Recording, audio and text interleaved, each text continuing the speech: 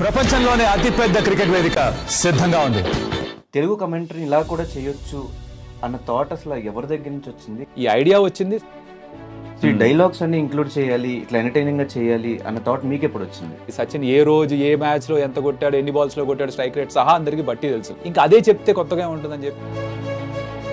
అంటే చాలా మంది తెలుగు వాళ్ళకి కూడా ఆపర్చునిటీస్ రావట్లేదు. దాని రీజన్ ఏంటంటే హైదరాబాద్ క్రికెట్ క్లబ్ సరిగ్గా లేదు, ఇక్కడ పాలిటిక్స్ ఎక్కువ ఉన్నాయని చెప్పి చాలా మంది దగ్గర నుంచి వింటూ ఉన్నాయి ఇప్పటి వరకు. అది నిజమేనా? అదేమన్నా రీజన్ అవ్వచ్చు? అదొక్కటే రీజన్ అని అనుకోను.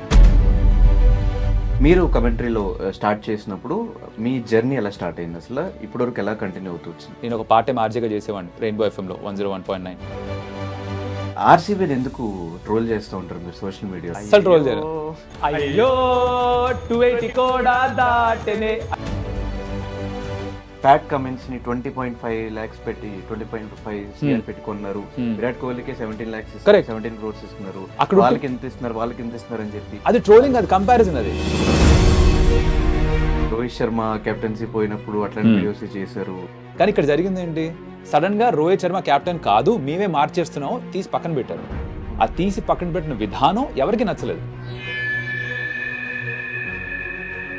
హార్దిక్ పాండ్యాని ఎప్పుడు కూడా నేను ఎక్కడ వేలెత్తి చూపించలేదు. మేనేజ్మెంట్ తీసుకున్న నిర్ణయం అది. కానీ జనాలు అందరూ పడేది మటుకు హార్దిక్ పాండ్యా మీద. హార్దిక్ పాండ్యా మీద ఉన్న నెగిటివిటీ, మీకు రోహిత్ శర్మ మీద ఉన్న ఇష్టం, ఇవంతా రిఫరెన్సెస్ అంతా మైండ్ లో ఉండి మీరు ముంబైకి కమెంటరీ చెప్పేటప్పుడు ఏదైనా రిఫరెన్సెస్ వల్ల కమెంటరీ పాడే ఛాన్సెస్ ఉన్నాయా? ఎంఐ టీమ్ ఫ్యాన్స్ ఎలా అయిపోయారంటే ఈ సీజన్ రోహిత్ శర్మ కొట్టాలి, ఎంఐ ఓడిపోవాలి. అక్కడ మ్యాచ్ లో ధోని ఉన్నా లేకపోయినా, అక్కడ సిఎస్కే మ్యాచ్ జరుగుతున్నా జరగకపోయినా ప్రతి మ్యాచ్ లో ధోని రెఫరెన్స్ తీసుకొస్తూ ఉంటారు. ఎందుకు? ఇప్పుడు ధోని కూడా ఈ బ్రాడ్కాస్ట్ ఇండస్ట్రీలో or Dhoni, Virat Kohli, Rohit Sharma for that matter, broadcast ఇండస్ట్రీలో వీళ్ళే టాప్ హీరోలు ప్రస్తుతానికి. అండ్ చాలా మంది ఈ మధ్యకాలం సోషల్ మీడియాలో కూడా చూస్తున్న ఎస్ఆర్హెచ్ కి ఫ్యాన్స్ లేరు, ఎస్ఆర్హెచ్ కి ఫ్యాన్స్ ఓన్ టీమ్సే సపోర్ట్ చేయట్లేదు ఎవరు అని చెప్పి చాలా మీమ్స్ అవి చూస్తూ ఉన్నా. దాని మీద మీ ఒపీనియన్ ఏంటి? ఈ సీజన్ మారింది ధనుష్, జెన్యున్ గా ఈ సీజన్ ఐ థింక్ సపోర్ట్ పెరిగింది. నిన్న కూడా స్టేడియంకి వెళ్ళినప్పుడు ఈవెన్ భువనేశ్వర్ ని కూడా బౌలింగ్ సరిగ్గా యూజ్ చేయట్లేదు, 1 hour 2 hours కి అలా కూర్చోబెట్టేస్తున్నారు. అది అండ్ కమెంటరీ బాక్స్ నుంచి ఆన్ గ్రౌండ్ హోస్టింగ్, ఈ చేంజ్ ఎప్పుడు? ఈ చేంజ్ యాక్చువల్లీ ఇన్ని ఇయర్స్ మ్యాచ్ చూస్తున్నారు కాబట్టి ఆర్సీబీకి ఎక్కడ మైనస్ అవుతుంది అనుకోవచ్చు? కర్నూలు చావుకి వెయ్యి కారణాలు అంటారు కదా, వీళ్ళకి ఫస్ట్ ఆప్షన్ లో మొదలవుతుంది. వరల్డ్ కప్ కోసం ఆడుతున్న టీం కోసం కాదు, ఎక్కువ బాల్స్ అని వేస్ట్ చేస్తున్నాడు అని చెప్పి ఒక టాపిక్ నడుస్తుంది. సెంచరీ చేసినా కూడా 71 balls. ఆ స్ట్రైక్ రేట్ ఎప్పుడు కూడా క్వశ్చన్ గా మారుతూ ఉంటుంది. కౌశిక్ ది కామెంటేటర్ గురించి కామెంట్లు ఇవ్వండి, కాంప్లిమెంట్లు ఇవ్వండి. కౌశిక్ ఎవడో మీకు తెలియదు. సో పర్సనల్ గా ఏదో తిట్టుకుంటూ పోతా అంటే. హాయ్, హలో, నమస్తే. నేను మీ anchor Dhanush. Welcome to iDream. So ఈరోజు నాతో పాటు ఉన్న గెస్ట్ కామెంటేటర్ అని చెప్పాలా, క్రికెటర్ అని చెప్పాలా, లేకపోతే ఆర్టిస్ట్ అని చెప్పాలా, హోస్ట్ అని చెప్పాలా, ఇవన్నిట్లో ఆల్ ఇన్ వన్గా లాస్ట్ ఒక 3 seasons నుంచి బాగా పాపులర్ అయ్యారనమాట. అప్పటి నుంచి కంటిన్యూస్గా కామెంటరీ చెప్పుకుంటూ, అంటే ఒక తెలుగు రీజనల్ లాంగ్వేజ్ని ఇంతమంది ఇష్టపడతా అటు ఇంగ్లీష్ని కూడా పక్కన పెట్టేసి తెలుగులో ఒక పక్కన ఎంటర్టైన్ అవుతూ కామెంటరీ చూస్తూ మ్యాచ్ని ఎంజాయ్ చేస్తున్నారంటే దానికి రీజన్స్ మన తెలుగు కామెంటేటర్స్. అందులో ఒకళ్ళు ఎన్సి కౌశిక్ గారు. పేరు పెద్దగా పరిచయం అక్కర్లేదు అనుకుంటా, అందరికీ ఆల్మోస్ట్ తెలుసు. అటు పాజిటివ్గా ఇటు నెగిటివ్గా సోషల్ మీడియాలో ఎప్పుడు వైరల్ అవుతూనే ఉన్నారు. ఆయనతో మాట్లాడేసి ఈరోజు మనకి తెలుసుకోవాల్సిన చాలా విషయాలు తెలుసు ప్రయత్నం చేద్దాం. Hi bro. Hi Dhanush, thanks for the introduction. ఎలా ఉన్నారు? చాలా బాగున్నా, మీరు ఎలా ఉన్నారు? చాలా బాగున్నా. First of all thank you so much. Invite చేసిన వెంటనే మీరు నో అని చెప్పకుండా, ఇప్పుడు అని చెప్పకుండా ఇమీడియట్గా రెస్పాండ్ అయ్యి వచ్చినందుకు. బేసిక్గా నేను అడుగుదాం అనుకున్న ఫస్ట్ క్వశ్చన్ ఏంటంటే, తెలుగు కమెంటరీ అని చెప్పి అప్పుడెప్పుడో ఎన్టీఆర్ గారు ఒక యాడ్ చేసిన తర్వాత తెలుగులో అసలైన మజా తెలుగులో చూద్దామని చెప్పి స్టార్ట్ చేసినప్పుడు చాలా మందికి వచ్చిన డౌట్ ఏంటంటే, తెలుగులో కమెంటరీ ఏంట్రా, ఎవడు చూస్తాడు అసలు ఏంటి, ఇది ఒక డౌట్ ఉండిపోయింది. అంటే వాళ్ళు ఇంగ్లీష్లో చెప్తారు, ప్రాపర్గా మక్కి దించి మనం ఇక్కడ చెప్పామంటే మన వాళ్ళు చూడరు. తెలుగు కమెంటరీ ఇలా కూడా చేయొచ్చు అన్న థాట్ అసలు ఎవరి దగ్గర నుంచి వచ్చింది? కామెంటేటర్ నుంచి, అంటే ప్రీవియస్గా మీ ముందు చేసిన వాళ్ళ దగ్గర నుంచి వచ్చిందా, లేకపోతే మీరే ఒక థాట్ పెట్టుకుని మీ సైడ్ నుంచి ఒక ఇనిషియేటివ్ తీసుకుని అట్లా స్టార్ట్ చేసి అసలు ఏం జరిగింది? ఓకే, దీనికి హిస్టరీ ఏంటంటే ఫస్ట్ ఇంగ్లీష్లో మాత్రమే కామెంటరీ ఉండేది, మీకు తెలిసిన విషయంగా. తర్వాత ఐ థింక్ 2011 ఆ ప్రాంతంలో హిందీలో స్టార్ట్ చేశారు. హిందీలో స్టార్ట్ చేసినప్పుడు కూడా అందరూ అనుకుని హిందీలో ఎలా చెప్పాలని. స్పోర్టే ఇంగ్లీష్ స్పోర్ట్ కదా, అన్ని ఇంగ్లీష్ పదాలే ఉంటాయి దాంట్లో. ఫీల్డింగ్ పొజిషన్ నుంచి షాట్ ఆడిన దానిక మొత్తం ఇంగ్లీష్లోనే ఉంటుంది. సో ఏ భాషలో చెప్పినా కూడా ఇంగ్లీష్ ఇన్ఫ్లుయెన్స్ లేకుండా పోదు. హిందీ కూడా జనాలకి అర్థం కావడానికి, నచ్చడానికి, ఇష్టపడడానికి ఒక 4-5 సంవత్సరాలు పట్టింది. అలాగే తెలుగులో 2018లో స్టార్ట్ చేసినప్పుడు ఆబ్వియస్లీ దానికంటే ముందర ఐ థింక్ సోనీలో చేసేవాళ్ళు, కాకపోతే స్పెసిఫిక్గా డెడికేటెడ్ ఛానల్ అంటూ లేదు అప్పుడు. 2018లో అప్పుడు కూడా స్పోర్ట్స్ ఛానల్ లేదు, స్టార్మా గోల్డ్లో స్టార్ట్ చేశారు. తర్వాత 2019లో స్పోర్ట్స్ ఛానల్ 24/7 తెలుగు ఛానల్లో లాంచ్ చేశారు. సో ఈ ఐడియా వచ్చింది స్టార్ స్పోర్ట్స్ వాళ్ళకి. So credit to them for that. రీజనల్లో కూడా తీసుకెళ్దాం ప్రతి స్పోర్ట్ని అని. అది ఇలానే చేయాలా అలానే చేయాలా అంటే ఎవరి దగ్గర I don't think anybody had an idea. అది అట్లా స్టార్ట్ చేశారు. ఓకే ఇలా స్టార్ట్ చేద్దాం అనుకో ఫస్ట్ స్టెప్ తీసుకున్నారు వాళ్ళు.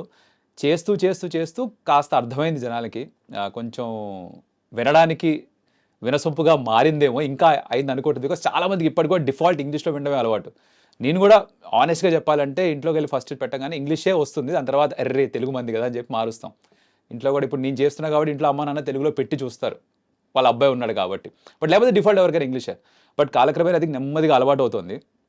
విని విని విని అర్థమవుతుంది. First of all just get use to it time పట్టింది, అది అయితే ఫ్యాక్ట్. అది ఇప్పుడు కొంచెం నెమ్మదిగా అలవాటు అవుతున్నట్టుగా అనిపిస్తుంది నాకు. కొంచెం అలవాటు కాదు, ఘోరంగా వైరల్ అవుతున్నాయి కమెంటరీ వీడియోస్. మీరు సోషల్ మీడియా ఓపెన్ చేసి ఇన్స్టాగ్రామ్ స్క్రోల్ చేస్తూ ఉన్నప్పుడల్లా ఏదో ఒక వీడియో, ఒక తెలుగు కమెంటరీ ట్రోల్ అవ్వడమో వైరల్ అవ్వడమో ఏదో ఒకటి జరుగుతుంది.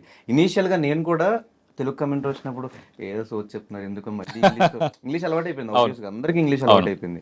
ఇంగ్లీష్ పెట్టుకోవడం వన్స్ మీరందరూ కమెంటరీ ఈ తెలుగు సినిమా డైలాగులు అవి ఇవి పట్టాభిషేకం మొదలు పెట్టండి ఇవన్నీ స్టార్ట్ చేసినప్పటి నుంచి తెలుగులోనే ఇంట్రెస్టింగ్ ఉంది, సర్లే వాళ్ళు షార్ట్ ఆడతారు మనం ఎంజాయ్ చేసుకుంటున్నాం ఆ పాయింట్లోకి వచ్చేసింది. సో ఈ డైలాగ్స్ అన్ని ఇంక్లూడ్ చేయాలి, ఇట్లా ఎంటర్టైనింగ్గా చేయాలి అన్న థాట్ మీకు ఎప్పుడు వచ్చింది? సో నాకు స్టార్ట్ చేసినప్పుడు ఇలా చేసేవాడిని కాదు. నేను కూడా నార్మల్గా కొంచెం రిజర్వ్డ్గా చేసేవాడిని, బికాస్ నాకు కాన్ఫిడెన్స్ తక్కువ స్టార్ట్ చేసినప్పుడు. బట్ నెమ్మదిగా 1 సంవత్సరం 2 సంవత్సరాలు అయిన తర్వాత సరే అందరిలాగా చేస్తే, ఇప్పుడు అందరు యాంకర్స్లా చేస్తే ధనుష్కి ఎందుకు ఒక స్పెషల్ మెన్షన్ వస్తుంది, మీ యూఎస్పీ మీకు ఉంటుంది. అలా నేను నా యూఎస్పీ ఎలా క్రియేట్ చేసుకొని ఆలోచించా. చిన్నప్పటి నుంచి స్కూల్లో కాలేజ్లో ఏ ప్రొఫెసర్ చెప్పింది, టీచర్ చెప్పింది గుర్తుంది అంటే ఎవరైతే ఎంటర్టైనింగ్గా చెప్పేవాళ్ళు, ఎవరైతే కొంచెం హ్యూమన్ మిక్స్ చేసి చెప్పేవాళ్ళో ఆ లెసన్సే గుర్తున్నాయి ఇప్పటికి కూడా, ఆ టీచర్సే ఇప్పటిదాకా గుర్తున్నారు. సో అదే ఫార్ములా ఇక్కడ కూడా వాడదాం అనుకున్నా. And I think eventually cricket ఎంత కాదన్నా ఒక ఎంటర్టైన్మెంటే, స్పోర్టే నిజంగానే. బట్ చూసేది ఎందుకు, ఎంటర్టైన్ అవ్వడానికి. అలాగే సినిమా చూసి ఎంటర్టైన్ అవుతాం, అలాగే క్రికెట్ చూసి కూడా మనం బేసిక్గా you have to feel good about it. సీరియస్గా ఏదో నాలెడ్జ్ ఇచ్చేయాలి అని చెప్పాల్సిన అవసరం లేదు. బికాజ్ ఈ స్పోర్ట్ అందరికీ తెలుసు ఇప్పటికే. ప్రతి ఒక్కళ్ళకి రికార్డ్స్ దగ్గర నుంచి సచిన్ ఏ రోజు ఏ మ్యాచ్లో ఎంత కొట్టాడు, ఎన్ని బాల్స్లో కొట్టాడు, స్ట్రైక్ రేట్ సహా అందరికీ బట్టి తెలుసు. షార్ట్స్ కూడా తెలుసు, ఏ షార్ట్స్ ఎక్కడ కొడితే ఏది అన్నీ తెలుసు. ఇంకా అదే చెప్తే కొత్తగా ఉంటుందని చెప్పి నేను వాట్ ఐ థాట్ ఇస్ కొంచెం పాప్ కల్చర్ రెఫరెన్సెస్, మన సినిమా రెఫరెన్సెస్, లేకపోతే మీమ్స్ రెఫరెన్స్లు, లేకపోతే నాకున్న అలవాటు ఏంటంటే నేను ఇంజనీరింగ్ చేశాను కాబట్టి కాస్త ఫిజిక్స్, మ్యాథ్స్, కెమిస్ట్రీ ఏవో ఒకటి ఎవరో అందరికీ ఎలాగో కనెక్ట్ అవ్వాలి కదా అని ఐటీలో పనిచేసా కాబట్టి కాస్త కంట్రోల్ సి కంట్రోల్ వి అనడం, లేకపోతే ఐటీ రెఫరెన్స్లు ఇవ్వడము, ఇలాంటివో తీసుకొస్తే ప్రతి ఒక్కళ్ళకి కనెక్ట్ అవుతుందేమో అన్న ఒక ఎక్స్పెరిమెంట్. అది ఎక్కడో కాస్త పనిచేసినట్టుంది. కానీ ఎక్కడ ఎవరు అలా పట్టాభిషేకం కైండ్ ఆఫ్ కమెంటరీ ఎవరు చెప్పినా కూడా కౌశిక్కేనేమో అని అందరూ అనుకోవడం, దానికి మీరు అది నేను కాదురా నాయన అని మీరు సోషల్ మీడియాలో రియాక్ట్ అవ్వడం, అలా అలవాటు అయిపోయారు మీరు జనాలకి. Like that two sides to it కదా. ఇప్పుడు జంబులు ఎక్కడ జారుమిట్ కదా, అది నేను కాదు. సో జరిగింది ఏంటంటే కొంచెం జనాలు గుర్తుపడ్డం మొదలుపెట్టారు కాబట్టి ఎవరు చేసినా అది నేనేనేమో అనుకుంటున్నారు. So this good to it, bad to it. అంటే కాంప్లిమెంట్ ఇచ్చినప్పుడు కూడా నేను తీసుకోను, నాది కాదంటే చెప్పేస్తా. అలాగే కమెంట్లో కూడా నేను తీసుకోవాలి, అందుకని చెప్పేస్తాను జనరల్గా నాది కాదురా, నేను చేసింది కాదు ఇది. నేను చేసిన దానికి నాకు చెప్పినా చెప్పకపోయినా నేను చెయ్యని దానికి మటుకు నాకు దాన్ని తిట్టకండి ఆర్ పొగడకండి, రెండు వద్దు నాకని చెప్పేస్తున్నా. But I think it comes with that. కొంచెం జనాలకి ఇప్పుడు అలవాటైంది కాబట్టి, తెలిసింది కాబట్టి, ఓకే ఈ వాయిస్ ఇతంది అని అనుకుంటున్నారు కాబట్టి సిమిలర్గా వాయిస్ ఏమైనా వినిపిస్తే కౌశిక్ అని ఫిక్స్ అయిపోతున్నారు చాలామంది. ఇట్స్ నాట్ దట్, మిగతా వాళ్ళు కూడా డూయింగ్ అ గ్రేట్ జాబ్. అంటే ఒక క్రికెటర్ అవ్వాల్సిన పర్సన్, ఆ డ్రీమ్తో వచ్చిన పర్సన్ కామెంటరీ వరకే ఉండిపోయాడు ఎందుకు? ఆనెస్ట్గా చెప్పాలంటే ఆ లెవెల్ దాకా ఆడడానికి టాలెంట్ ఉంది, దాని తర్వాత టాలెంట్ లేదనే చెప్పాలి. ఇప్పుడు నేను ఏదో జరిగింది ఇది అదని కహానీలు చెప్పడం waste. I think I was good enough to play till under-19 హైదరాబాద్కి. తర్వాత ఓయూ యూనివర్సిటీకి ఒక సీజన్, ఒక ఇయర్ ఆడని రిప్రజెంట్ చేశాను. తర్వాత ఇంజనీరింగ్ స్టార్ట్ అయింది. ఇంజనీరింగ్కి వెళ్ళిన తర్వాత ఇట్ బికెమ్ డిఫికల్ట్. ఇంజనీరింగ్ చేస్తూ క్రికెట్ ఆడడం అనేది కష్టం అయిపోయింది. బికాజ్ అటెండెన్స్ ఈ గోల్ ఉండేదే కదా ఇంజనీరింగ్లో. ఎవరంతగా బ్యాక్ చేసి నువ్వు వెళ్ళు 3 రోజులు రాకపోయినా పర్లేదు, నువ్వు ప్రాక్టికల్స్ చేయకపోయినా పర్లేదు అని చెప్పేవాళ్ళు ఉండరు ట్రెడిషనల్ సెటప్ ఇంజనీరింగ్ అంటే. అది కుదరలేదు. నేను కూడా అంత హార్డ్ వర్క్ చేయలేదు ఏ మాటకా మాట. సో తప్పు నాదే, నా ఉద్దేశంలో తప్పు నాదే. అంటే చాలా మంది తెలుగు వాళ్ళకి కూడా ఆపర్చునిటీస్ రావట్లేదు. దాని రీజన్ ఏంటంటే హైదరాబాద్ క్రికెట్ క్లబ్ సరిగ్గా లేదు, అక్కడ పాలిటిక్స్ ఎక్కువ ఉన్నాయని చెప్పి చాలా మంది దగ్గర నుంచి వింటూ ఉన్నాయి ఇప్పటి వరకు. అది నిజమేనా?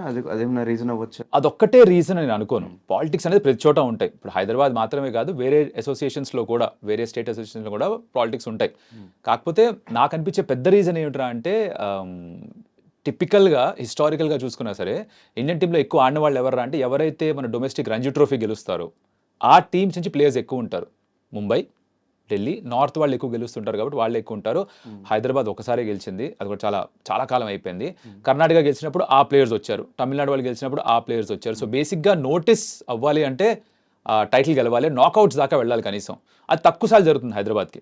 నౌ అగైన్ అది ఎందుకు తక్కువ సార్లు జరుగుతుంది అంటే పాలిటిక్స్ వల్ల కరెక్ట్ ప్లేయర్స్ రారా, ఇవన్నీ కథలు వేరే. బట్ ఈవెన్చువల్గా నాకౌట్స్ దాకా వెళ్ళరు కాబట్టి రికగ్నిషన్ అంతా దొరకదు ప్లేయర్స్కి. అండ్ కమెంటరీ చెప్పే వాళ్ళకి ఒక లిమిటేషన్ అంటూ ఏముండదా? ఉంటుందిగా, నోటుకు వచ్చిన బూతులు మాట్లాడలేంగా. బూత్లని కాదు అంటే హర్ష భోగ్లే రోజు కమెంటరీ మానేయడానికి రీజన్ ఏంటంటే ఒక షాట్ని వర్స్ షాట్ అని చెప్పి కమెంటరీలో చెప్పడం వల్ల విరాట్ కోహ్లీ కంప్లైంట్ ఇవ్వడం, దానివల్ల ఆయన రాలేదు అని చెప్పి విన్నా. అదేదో నేను విన్నాను, ఎంతవరకు నిజమో తెలియదు. అంటే మధ్యలో కొంతకాలం తను చేయలేదు, బట్ మళ్ళీ తిరిగి వెనక్కి వచ్చారు. బీసీసీఐ ప్యానల్లో ఇప్పుడు ఉన్నారు ఆయన, కామెంటరీ చేస్తున్నారు. ఒకవేళ కామెంటరీ చేయకపోతే వేరే చోట ఆన్లైన్ ప్లాట్ఫామ్స్లో అక్కడ స్లో ఎక్కువ చేస్తున్నారు. కరెక్ట్, అది కూడా చేస్తూ ఉంటారు. సో ఇట్స్ నాట్ లైక్ వీళ్ళకి అగెయిన్స్ట్గా వెళ్తే ఇంకా అసలు పనే ఉండదు టైప్లో కాదు, ఎవరి లిమిటేషన్స్ ఉన్నాయని కాదు. ఉన్న బేసిక్ లిమిటేషన్స్ ఏంటంటే బూతులు వాడకూడదు, ఆబ్వియస్లీ బేసిక్ సెన్స్ అది. ఈవెన్ షార్ట్స్ గురించి కూడా రాంగ్గా మాట్లాడకూడదు అని విన్నా. అలాంటిదేమీ లేదు. I mean you can give your opinion. జనరల్గా చెప్తారు ఏంటంటే ఎక్కువ క్రిటిసైజ్ చేయకూడదు అంటారు. ఒకప్పుడు పాత కామెంటేటర్స్ ఉండేవాళ్ళు లైక్ రిచి బెనో ఇలాంటి వాళ్ళు ఏమన్నారు అంటే నెవర్ క్రిటిసైజ్ ఎ ప్లేయర్. ఏమన్నా ఉంటే ఎవరు బాగా ఆడారో వాళ్ళ గురించి చెప్పండి, ఎవరు బాగా ఆడలేదు వాళ్ళ గురించి మెన్షన్ చేయకపోయినా పర్లేదు కదా, అది వాళ్ళ స్టైల్. కొంతమంది మొహమ్మద్ చెప్పేస్తారు, ఇప్పుడు మనుషుల్లాగానే కొంతమంది అన్నీ స్వీట్గా చెప్తారు రేలంగమావిలాగా, కొంతమంది ఏమో కాస్త వెటకారంగా చెప్తారు, కొంతమంది ఏమో ఉన్నట్టుగా మొహమ్మద్ చెప్పేస్తారు. అది ఎవరి స్టైల్ వాళ్ళది, ఒక్కొక్కరి స్టైల్ ఒకరిది. నచ్చుతుంది, నచ్చిన వాళ్ళకి నచ్చదు. అంటే ఏమి రిస్ట్రిక్షన్స్ ఉండి ఇట్లా మాట్లాడకూడదు అట్లాంటివి ఏమి మీకు కామెంటరీలో స్టార్టింగ్ ఎప్పుడు చెప్పలేదు? అంతగా ఏముండవు, చెప్పాను కదా, అన్నెసరీగా లైక్ రీజనల్ బయస్ మీద వెళ్ళకూడదు, లేకపోతే కాస్ట్ స్లర్స్ ఏం వాడకూడదు, anything which is controversial in terms of case వేయచ్చు అలాంటివి ఏమైనా అయిపోతే బూతులు మాడకూడదు. ఆబ్వియస్లీ కొన్ని పదాలు ఉంటాయి అవి వాడకూడదు, రిలీజన్ గురించి మాడకూడదు, ఇలాంటివి ఉంటాయి బేసిక్ గైడ్ లైన్స్ అవి. అది ఎక్కడున్నా సరే, ఇప్పుడు మనం ఇంటర్వ్యూ చేస్తున్నా కూడా మీరు ఆబ్వియస్లీ ఒక నార్మల్ తెలుగులో మాట్లాడతారు, మనం ఇది ఆఫ్ కెమెరా వేరేగా మాడుకోవచ్చు మన ఫ్రెండ్స్ అయితే, అవి ఇక్కడ మాడడంగా అలాంటిది అది కూడా. ఓకే, మీరు కమెంటరీలో స్టార్ట్ చేసినప్పుడు మీ జర్నీ ఎలా స్టార్ట్ అయింది అసలు, ఇప్పటివరకు ఎలా కంటిన్యూ అవుతూ వచ్చింది? ఎట్లా స్టార్ట్ అయింది అంటే 2018లో మొదలైంది. దానికి కారణం నేను ఒక పార్ట్ టైం ఆర్జేగా చేసేవాడిని రెయిన్బో ఎఫ్ఎంలో 101.9. అక్కడ ఒక 5 ఏళ్ళు చేశా. ఫ్లో చూస్తున్న అర్థమవుతుంది ఆర్జే ఉంటారు అంటే ఐటీ జాబ్ చేస్తూ అది కూడా చేసేవాడిని. అక్కడ ఒక ఫ్రెండ్ తెలుసు, శ్రీనివాస్ అని అబ్బాయి, అతనికి స్టార్ స్పోర్ట్స్లో స్టార్ట్ చేస్తున్నప్పుడు ఛానల్ వాళ్ళు అక్కడ ప్రొడ్యూసర్ పరిచయం, వెంకట్ రేగల అంటాం. అతను శ్రీనివాస్ నా పేరు రెఫర్ చేయడం, దట్స్ హౌ నేను ఆడిషన్ ఇచ్చా. అలా స్టార్ట్ అయింది జర్నీ అలా స్టార్ట్ అయింది. ఫస్ట్ సీజన్ చేశాను. దాని తర్వాత 2019లో వాళ్ళు ఫుల్ ఫ్లెజ్గా ఛానల్ స్టార్ట్ చేసినప్పుడు వచ్చి జాయిన్ అవుతావా అన్నారు. అంటే వాళ్ళ రోల్స్లో కాదు, కాంట్రాక్ట్ ఇస్తాం కానీ ఫుల్ టైం చేస్తామని అడిగారు. ఇదేదో బాగుంది అనుకున్నా, ఎందుకంటే నచ్చిన స్పోర్ట్ గురించి మాట్లాడుతూ డబ్బులు కూడా ఇస్తామంటే ఎవరు కాదంటారు. So I said okay. ఇంట్లో వాళ్ళు పెద్దగా ఆ టైంలో కొంచెం కంగారు పడ్డారు, ఏంట్రా ఏం చేస్తున్నావు, ఐటీ జాబ్ ఇండియన్ చేస్తూ స్టేబుల్ ఇన్కమ్ వస్తుంది, అది వదిలేసి ఎప్పుడు లేనిది చేయండి కామెంటరీ ఏంటి, ఎంతకాలం ఉంటుందో కూడా తెలియదు కదా, అవసరమా అని. But I took A chance and అప్పటి నుంచి బాగానే ఉంది ఇప్పటిదాకా, టచ్ వుడ్. ఓకే, ఆర్సీబీని ఎందుకు ట్రోల్ చేస్తూ ఉంటారు మీరు సోషల్ మీడియాలో? నేను అసలు ట్రోలే చేయను RCB. Social media Star Sports లో కూడా అబ్బే నేను అస్సలు ట్రోల్ చేయను. అది Jio Cinema, first of all Jio Cinema. Star Sports లో లాస్ట్ వరకు చేశా, ఈసారి జియో సినిమాకి వచ్చా. ఈ అయ్యయ్యో కాంట్రవర్సీ ఏమిట్రా అంటే అది ఆర్సీబీని ట్రోల్ చేసింది కాదు. ప్రాబ్లం ఏమైందంటే రీల్ మాత్రమే అప్లోడ్ చేసేసరికి జనాలు అది మాత్రమే చూసి ఆర్సీబీని ట్రోల్ చేస్తున్నట్టు ఫిక్స్ అయ్యి ఇష్టం వచ్చినట్టు వేసుకున్నారు. దానికి కథ ఉంది. ఏమిట్రా అంటే ఆ రోజు ఆర్ ఇన్ఫాక్ట్ నేను ఏ రోజు షో చేసినా సరే నేను యూజువల్గా నేను చేసేది ఏంట్రా అంటే ఒక పాటతో స్టార్ట్ చేయడం, ఆ రోజు మ్యాచ్కి సంబంధించిందో లేకపోతే ఆ సిచ్యువేషన్ తగ్గట్టుగానో పాటకి దాంట్లో మళ్ళీ మాటలు నేనే మార్చేసుకొని క్రికెట్కి సంబంధించి ఏదో పాడుతూ స్టార్ట్ చేస్తా. ఇది నాకున్న ఒక అలవాటు, నా యూఎస్పీలా మార్చుకుందని ట్రై చేస్తున్నాను అనమాట. దాంట్లో ఆ రోజు కూడా ఇంకేదో ప్రీ షోలో ఒక పాట పాడాం. ఈ ఫస్ట్ ఇన్నింగ్స్ అయిపోయేసరికి 287 కొట్టేసరికి ఇంత పెద్ద రికార్డ్ వచ్చేసిందని చెప్పి, ఒకవేళ బౌలర్సే వాళ్ళ బాధ చెప్పుకోవాలంటే ఏంటి బౌలర్స్ అందరూ ఆర్సీబీ బౌలర్స్ అనే కాదు, బౌలర్స్ అందరూ వాళ్ళ బాధ చెప్పుకోవాలంటే ఏం పాట పాడతారో, మైండ్ వాయిస్ ఎలా ఉంటుంది అనుకుంటే ఈ పాట నాకు గుర్తొచ్చింది పాడేశాం. అది ఉట్టి పాట వరకు వేస్తారు జనాలు, ఏదో ఆర్సీబీని పట్టుకొని ట్రోల్ చేస్తున్నాడు, విరాట్ కోహ్లీని ట్రోల్ చేస్తున్నాడు అని ఫిక్స్ అయ్యి లెఫ్ట్ రైట్ సెంటర్ ఇచ్చుకోవడం మొదలుపెట్టారు. బట్ పాయింట్ ఏంట్రా అంటే అక్కడ బౌలర్ పాయింట్ ఆఫ్ వ్యూ ఏంటి, వాడు ఒకవేళ వాడి ఆవేదన ఒక పాట రూపంలో వ్యక్తపరచాలంటే ఎలా పాడతాడు, ఏం పాడతాడంటే ఆ పాట గుర్తొచ్చింది నాకు. అది ఆర్సీబీ ఒకటేనే కాదు, మెయిన్ క్రికెట్లో జరుగుతున్న ఆ మ్యాచ్ జరిగిన థింగ్స్లో ఏది హైలైట్స్ జరుగుతున్నాయో ఆ హైలైట్స్ అంతా ఒక కామెడీ స్క్రిప్ట్ రూపంలో మీరు వీడియోస్ చేస్తుంటారు ఇన్స్టాగ్రామ్లో. అలా నేను చూసిన ఇంకో వీడియో, హార్దిక్ పాండ్యా రోహిత్ శర్మ అటు బౌండరీకి వెళ్ళు అని చెప్పి అటు పరిగెత్తినప్పుడు అట్లాంటి వీడియో చేస్తారు. సో ఒక కమెంటరీ చెప్తున్నప్పుడు, ఒక అన్ని మ్యాచెస్ని రిఫర్ చేసుకుంటూ ఒక కమెంటరీ చెప్తున్నప్పుడు ఇలాంటి వీడియోస్ చేయడం వల్ల ఏదన్నా మీకు పైనుంచి ఏమైనా ఆర్డర్స్ రావడం కానీ, వాళ్ళు యాక్సెప్ట్ చేయకపోవడం కానీ అలాంటివి జరుగుతాయా? మీకు అంత ఫ్రీడమ్ ఇచ్చారా అనేది నా క్వశ్చన్. ఆ ఇన్స్టాగ్రామ్ నా పర్సనల్ కదా, ఇన్ఫాక్ట్ నేను కామెంటరీలో చేస్తున్నప్పుడు రిస్ట్రిక్షన్స్ ఉండొచ్చు. అంటే ఒక పర్టికులర్ టీం గురించి ఎక్కువ చెప్పాలనో, లేకపోతే ఈ పర్టికులర్ టాపిక్ గురించి మాట్లాడొద్దనో బహుశా చెప్పొచ్చు ఛానల్ వాళ్ళు. ఇన్స్టాగ్రామ్ నాకు ఎవరు చెప్పేవాళ్ళు లేరు, అది నేను సెన్సర్ చేసుకునేదే. సో అక్కడ నేను చెప్పేది జస్ట్ ఆ కరెంట్ ఇష్యూ ఏదైనా తీసుకొని దాన్ని ఏమన్నా కొంచెం ఫన్నీగా ప్రజెంట్ చేయొచ్చు అని చూసి దాని గురించి మాట్లాడమే తప్ప దాంట్లో పైనుంచి ఇంకెవరైతే చెప్పడం. ట్రోలింగ్ ఎలా అవుతుంది? ట్రోలింగ్ అయితే ఆబ్వియస్. ఏది ఎవరిని ట్రోల్ చేసినట్టు ఎక్కడ? మీది ఇంకో వీడియో చూసాను నేను. ఎందుకు ప్యాట్ కమిన్స్ ని 20.5 lakhs పెట్టి 20.5 CR పెట్టి కొన్నారు, విరాట్ కోహ్లీకి 17 lakhs ఇస్తారు, 17 crores ఇస్తున్నారు, వాళ్ళకి ఎంత ఇస్తున్నారు అని చెప్పి. అది ట్రోలింగ్, అది కంపారిజన్. అది in fact not just Pat Cummins. నేనేమన్నా ఆ రోజు ఐ థింక్ అంటే ఒకరిని తక్కువ చేయడమే కదా, తక్కువ చేయడం కాదు, కంపేర్ చేయడం. ఇప్పుడు ఏదైనా కంపేర్ చేయడమే కదా. ఇప్పుడు మనం బయటికి వెళ్ళి ఏమైనా కొనుక్కుంటున్నాం అంటే, ఫర్ ఎగ్జాంపుల్ ఒక సోపే కొనుక్కుంటున్నా, నేను సోప్ చూసి soap A, soap B, soap C compare చేసి కొనుక్కుంటా. సోప్ ఏనే ప్రతిసారి తీసుకుంటాను, లేదు సోప్ బి ఏముంది, దీనిలో క్వాలిటీస్ ఏంటి, దానిలో క్వాలిటీస్ ఏంటి, రెండు క్వాలిటీస్ ఏమంటే దీని ప్రైస్ ఎందుకు చూస్తామా లేదా? అలానే చెప్పింది అది కూడా. ఇన్ఫాక్ట్ నేను అక్కడ ప్యాట్ కమిన్స్తో ఆగిపోలేదు. Another reel where I told that 5 6లు కొట్టిన రింకు సింగ్కి 50 లక్షలు, 5 6లు ఇచ్చిన ఎస్దేయాలకి 5 కోట్లు అని. బట్ ఐ సెడ్ అగైన్, ఎప్పుడైనా రీల్ చూస్తే I link it to life saying right place at the right time ఉన్నాడు కాబట్టి బహుశా 5 కోట్లు వచ్చిందేమో అన్న. That's all I said. నేను ఎప్పుడు కూడా క్రికెట్ లైఫ్కి క్లోజ్గా తీసుకొచ్చి ప్యారల్ తీసుకొచ్చి వదిలేస్తా. దాన్ని ట్రోలింగ్ అనుకున్న వాళ్ళు ట్రోలింగ్ అనుకుంటారు, నేను కంపేర్ చేసి వదిలేసేదాన్ని. అండ్ రోహిత్ శర్మ కెప్టెన్సీ పోయినప్పుడు అట్లాంటి వీడియోస్ చేశారు.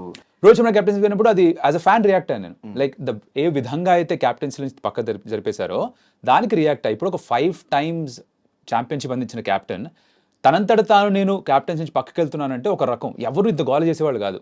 లైక్ విరాట్ కోహ్లీ ఎప్పుడైతే ఇండియన్ కెప్టెన్సీ నేనే వదిలేస్తున్నా అన్నాడో ఎవరు రియాక్ట్ కాలేదు. ఆర్సీబీ కూడా నేను ఇంకా కెప్టెన్సీ చేయనని చెప్పిన తర్వాత ఎవరు రియాక్ట్ కాలేదు.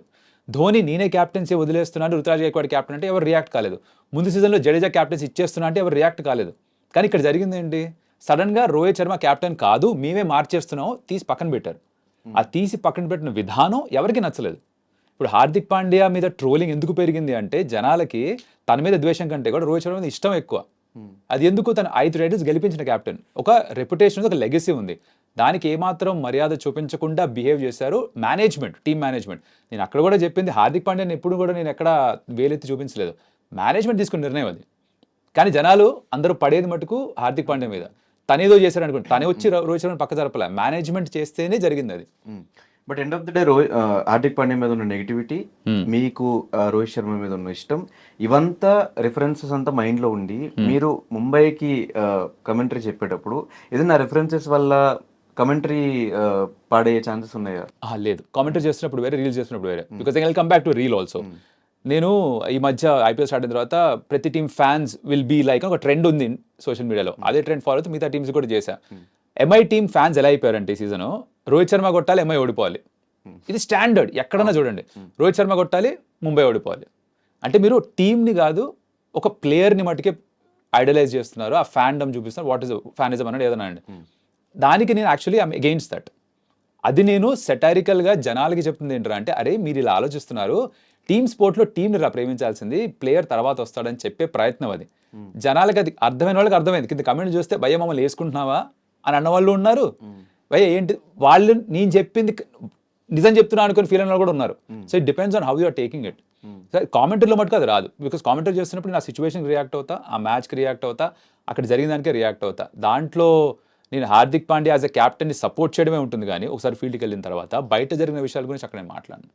సో మీ సర్కాజం, మీ వెటకారం, ఇవి మీకు పాజిటివ్స్ నెగిటివ్స్? రెండు. ప్రతి విషయంలో కూడా ఏదైనా సరే దానికి 2 సైడ్స్ ఉంటాయి. కాయిన్కి హెడ్స్ టైల్స్ ఉన్నట్టే వెటకారం కూడా ఉన్నాయి. వెటకారంకి అర్థమైన వాళ్ళకి ఇది వెటకారం అని తెలుసు. That's a form of humour. నాకు బాగా నచ్చే form of humour is satire.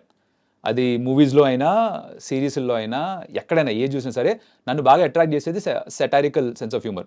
Satire చాలా ఇష్టం నాకు, వెటకారం చాలా ఇష్టం నాకు, వ్యంగ్యం చాలా ఇష్టం నాకు. అది రాతలో అయినా, మాటల్లో అయినా, పాటల్లో అయినా, మూవీస్లో అయినా ఎక్కడైనా సరే నా కామెంటరీలో కూడా అదే వస్తుంది. నేను చేసే రీల్స్లో అయినా కూడా ఎక్కువగా అదే వస్తుంది. కానీ దానికి నచ్చిన వాళ్ళు ఉంటారు, నచ్చని వాళ్ళు వీడికి పొగరనుకుంటారు. ఐ నో కొంత సగం మంది పొగరనుకుంటారు, సగం మందికి అర్థమవుతుంది. సో ఎలా ప్రిపేర్ అవుతారు మీరు కమెంటరీ చేసేటప్పుడు? కొన్ని సింగిల్ లైనర్స్ వాడుతూ ఉంటారు అప్పుడప్పుడు కమెంటరీలో. ఇవంతా ముందే ప్రిపేర్ అయ్యి రాసుకుని ఈ మ్యాచ్లో ఇవి వాడాలి, ఈ మ్యాచ్లో ఇవి వాడాలి అని రాసుకుంటారా, లేదంటే అప్పటికప్పుడు ఆన్ స్పాట్ చెప్పేసే మాటలు అవన్నీ? ఫర్ ఎగ్జాంపుల్ విరాట్ కోహ్లీ రారాజు పట్టాభిషేకం అయితే ప్రిపేర్ అయింది కాదు, అది ఆటోమేటిక్గా వచ్చింది. ఇప్పుడు మొన్న ఐపీఎల్లో ధోని 6 కొట్టినప్పుడు ఆడు మగాడ్ర భుజ అనేది అది ముందరే అనుకున్నదే, ఎక్కడన్నా వాడదాం వస్తే అని. So it's a combination of both. అన్నీ అప్పటికప్పుడు ఆన్ ద స్పాట్ వస్తాయి, నేను తోపుని అనడానికి కూడా లేదు. కొన్ని ప్రిపరేషన్ ఉంటాయి, కొన్ని ఆ ఫ్లోలో when you get lost in the moment కొన్ని ఆటోమేటిక్గా వచ్చేస్తాయి. అంటే ప్రిపరేషన్ అంతా కూడా మ్యాచ్ కంటే ముందర, ఇన్ఫ్యాక్ట్ ఆ రోజు కాదు, ఈ చిన్నప్పటి నుంచి చేసినంత ప్రిపరేషన్ నా ఉద్దేశంలో. నేను చూసిన ప్రతి మ్యాచ్, నాకు చిన్నప్పటి నుంచి చూసిన ప్రతి మ్యాచ్ గుర్తుంది. ఇండియా ఆడిన ప్రతి మ్యాచ్ నాకు గుర్తుంటుంది. 1992 వరల్డ్ కప్ నుంచి అన్ని మ్యాచ్లు మెజారిటీ గుర్తుంటాయి నాకు. సచిన్ డెజర్ట్ స్టామ్ అయినా, తను ఎవరినెవరిని కొట్టాడు, ఎక్కడ కొట్టాడు, ఇవన్నీ గుర్తుంటాయి. ఇప్పుడు జరిగిన ఐపీఎల్ మ్యాచ్ అన్ని గుర్తుండకపోవచ్చు, కానీ అవి గుర్తున్నాయి. సో అదంతా నా ఉద్దేశంలో ప్రిపరేషన్. సో అవి నేను ఎక్కడన్నా కోరిలేట్ చేసుకునే ప్రయత్నమే చేస్తుంటాను. బికాజ్ ఆ రీకాల్ వాల్యూ ఎప్పుడు ఉంటుంది జనాలకి. చెప్తే అర్రే నిజమే కదరా అన్న ఫీలింగ్ కూడా వస్తుంది కదా, దానికోసం ట్రై చేస్తుంటాను. సో విరాట్ కోహ్లీ సెంచరీ చేసినప్పుడు మీరు ఇచ్చిన కామెంటరీ ఎవ్వరు మర్చిపోలేరు. మీరు బాగా రికగ్నైజ్ అయిన మ్యాచ్ అక్కడి నుంచి తిరిగిపోయింది అనుకోవచ్చా మీ లైఫ్? జనాలు రికగ్నైజ్ అవ్వడం, ఐ థింక్ రికగ్నిషన్ అక్కడి నుంచే వచ్చింది ఫర్ షూర్, డౌట్ లేదు. బికాజ్ అది ఐ థింక్ దట్ ఆ మూమెంట్ అలాంటిది. ఒకసారి ఆ ఎక్స్పీరియన్స్ షేర్ చేయండి, ఆ మూమెంట్ ఎక్స్పీరియన్స్. సో ఫస్ట్ నుంచి మ్యాచ్ ఎలా జరుగుతూ వచ్చింది, ఆ టైంలో మీకు ఏమనిపించింది? ఆ 3 సంవత్సరాల పాటు సెంచరీ లేదు కదా, అందరూ వెయిట్ చేస్తున్నారు ఎప్పుడు వస్తుందా అని. జస్ట్ లైక్ ఎవ్రీబడి ఎల్స్ నేను వెయిట్ చేస్తున్నా. బికాజ్ కామెంటరీ చేస్తున్నప్పుడు నేను ఫ్యాన్ కాదు, కానీ కామెంటరీ బయట నేను ఫ్యాన్ విరాట్ కోహ్లీకి. సో యాజ్ అ ఫ్యాన్ నేను కూడా ఎప్పుడు వస్తుందా సెంచరీ వెయిట్ చేస్తున్నా. బట్ నాకు ఒక విషయం తెలిసింది ఏంటి, సెంచరీ రాకపోయినంత మాత్రం తక్కువ అయిపోడు ప్లేయర్ అని తెలుసు. బట్ నేను కామెంటరీ చేస్తున్నప్పుడు my whole idea is that ఒక ఫ్యాన్ చూస్తున్నప్పుడు వాళ్ళు ఎలా రియాక్ట్ అవుతారు. ఇప్పుడు నేను నా ఫ్రెండ్స్తో కూర్చొని చూస్తుంటే ఆ షాట్కి, ఆ మూమెంట్కి, ఆ సెంచరీకి ఎలా రియాక్ట్ అవుతాం, లేస్తాం, హైఫైలు ఇచ్చుకుంటాం, హగ్ చేసుకుంటాం, గోల చేస్తాం, ఆనందంలో బూతులు మాట్లాడతాం, ఇవన్నీ వస్తాయి రైట్. అది న్యాచురల్ రియాక్షన్. అప్పుడు ఆ రోజు ఆ క్షణంలో వచ్చింది ఒక న్యాచురల్ రియాక్షన్. నేను ఒక ఫ్యాన్ లాగా రియాక్ట్ అయ్యా. That is all it was. దానికి ప్రిపరేషన్ లేదు, ఏమీ లేదు. మ్యాచ్ జరుగుతున్న సేపు ఒక ఐడియా ఉండింది, బాగా ఆడుతున్నాడు, ఇవాళ వస్తుందేమో. కానీ T20స్లో అప్పటిదాకా ఎప్పుడు సెంచరీ కొట్టలేదు ఇంటర్నేషనల్ లెవెల్లో విరాట్ కోహ్లీ. సో రాక టెస్ట్లో కాదు, ఓడియాలో కాదు, T20లో వస్తుందని ఎక్స్పెక్ట్ చేయలేదు ఎవరు. So when that happened it was like సర్ప్రైజ్తో పాటు రిలీఫ్ ఎందుకు, 1000 రోజుల తర్వాత వచ్చిన సెంచరీ అని. సో అన్నీ కలిపి ఒకసారి అట్లా పేలింది అంతే సిచ్యువేషన్. మళ్ళీ అది ఇప్పుడు గుర్తుండదా ఏది అప్పుడు చెప్పిన మాటలు అంతా? అది ఆ లైన్ ఒకటి గుర్తుండిపోయింది. బికాజ్ అది నేను చెప్పడం తర్వాత మళ్ళీ ఒకసారి ఎక్కడో వాడాను. ఐ థింక్ 50th సెంచరీకి ఎక్కడో మళ్ళీ వాడే అది. బట్ జనాలు దాన్ని రకరకాలుగా వాడారు. ధోని ఎంట్రీకి పెట్టేసి, ఆర్ కబడ్డీ మ్యాచ్లో పెట్టేసి, ఎక్కడెక్కడో పెట్టేసి, కొంతమంది వాళ్ళు స్లో మోషన్ నడుచుకుంటే వెనకాల పెట్టేసి, ఇలా రకరకాల చోట్ల వాడేశారు. కాబట్టి అది విని ఆ లైన్ మటుకు ఆబ్వియస్లీ అందరికీ గుర్తుంటుంది. బట్ ఇప్పుడు బయట చెప్పమంటే ఎక్కడ రాదు అది. ఓకే. అండ్ ధోని టాపిక్ వచ్చింది కాబట్టి, అక్కడ మ్యాచ్లో ధోని ఉన్నా లేకపోయినా, అక్కడ సిఎస్కే మ్యాచ్ జరుగుతున్నా జరగకపోయినా, ప్రతి మ్యాచ్లో ధోని రెఫరెన్స్ తీసుకొస్తూ ఉంటారు. ఎందుకు కామెంటేటర్స్ అందరూ? ఇక్కడ అర్థం చేసుకోవాల్సిన విషయం ఒకటి ఉంది. ఇది కామెంటేటర్స్ రెఫరెన్స్ తీసుకొస్తున్నారంటే మొత్తం అంతా కామెంటేటర్స్ వాళ్ళ ఇష్టంతో చేసేవే కాదు. కొన్ని సందర్భాల్లో let's understand this whole broadcasting ఏంటి, ఒక బిజినెస్ రైట్. సమాజ సేవ కోసం చేసేదైతే కాదు. సినిమాలు కూడా ఎందుకు చేస్తారు, ప్రాఫిట్ కోసమే చేస్తారు. క్రికెట్లో మన ఛానల్స్లో చూసేదంతా కూడా ఎందుకు, వాళ్ళంతా డబ్బులు పెట్టి, అన్ని కోట్లు పెట్టి రైట్స్ కొనుక్కునేది ఎందుకు, దాని నుంచి వాళ్ళు డబ్బులు చేసుకుందామని. ఇట్స్ ఎ బిజినెస్లో ఏం చేస్తారు, ఏది ఎక్కువ అమ్ముడు పోతుందో దాన్నే చూపిస్తారు. ఇక్కడ ఎందుకు టాప్ లెవెల్ మూవీ హీరోస్కి మాత్రమే ఓపెనింగ్ ఎందుకు ఎక్కువ వస్తుంది, అంత మార్కెటింగ్ చేస్తారు కాబట్టి వస్తుంది. పదే వాళ్ళని చూపిస్తారు కాబట్టి వస్తుంది. పదే వాళ్ళ ప్రమోషన్ జరుగుతాయి కాబట్టి వస్తుంది.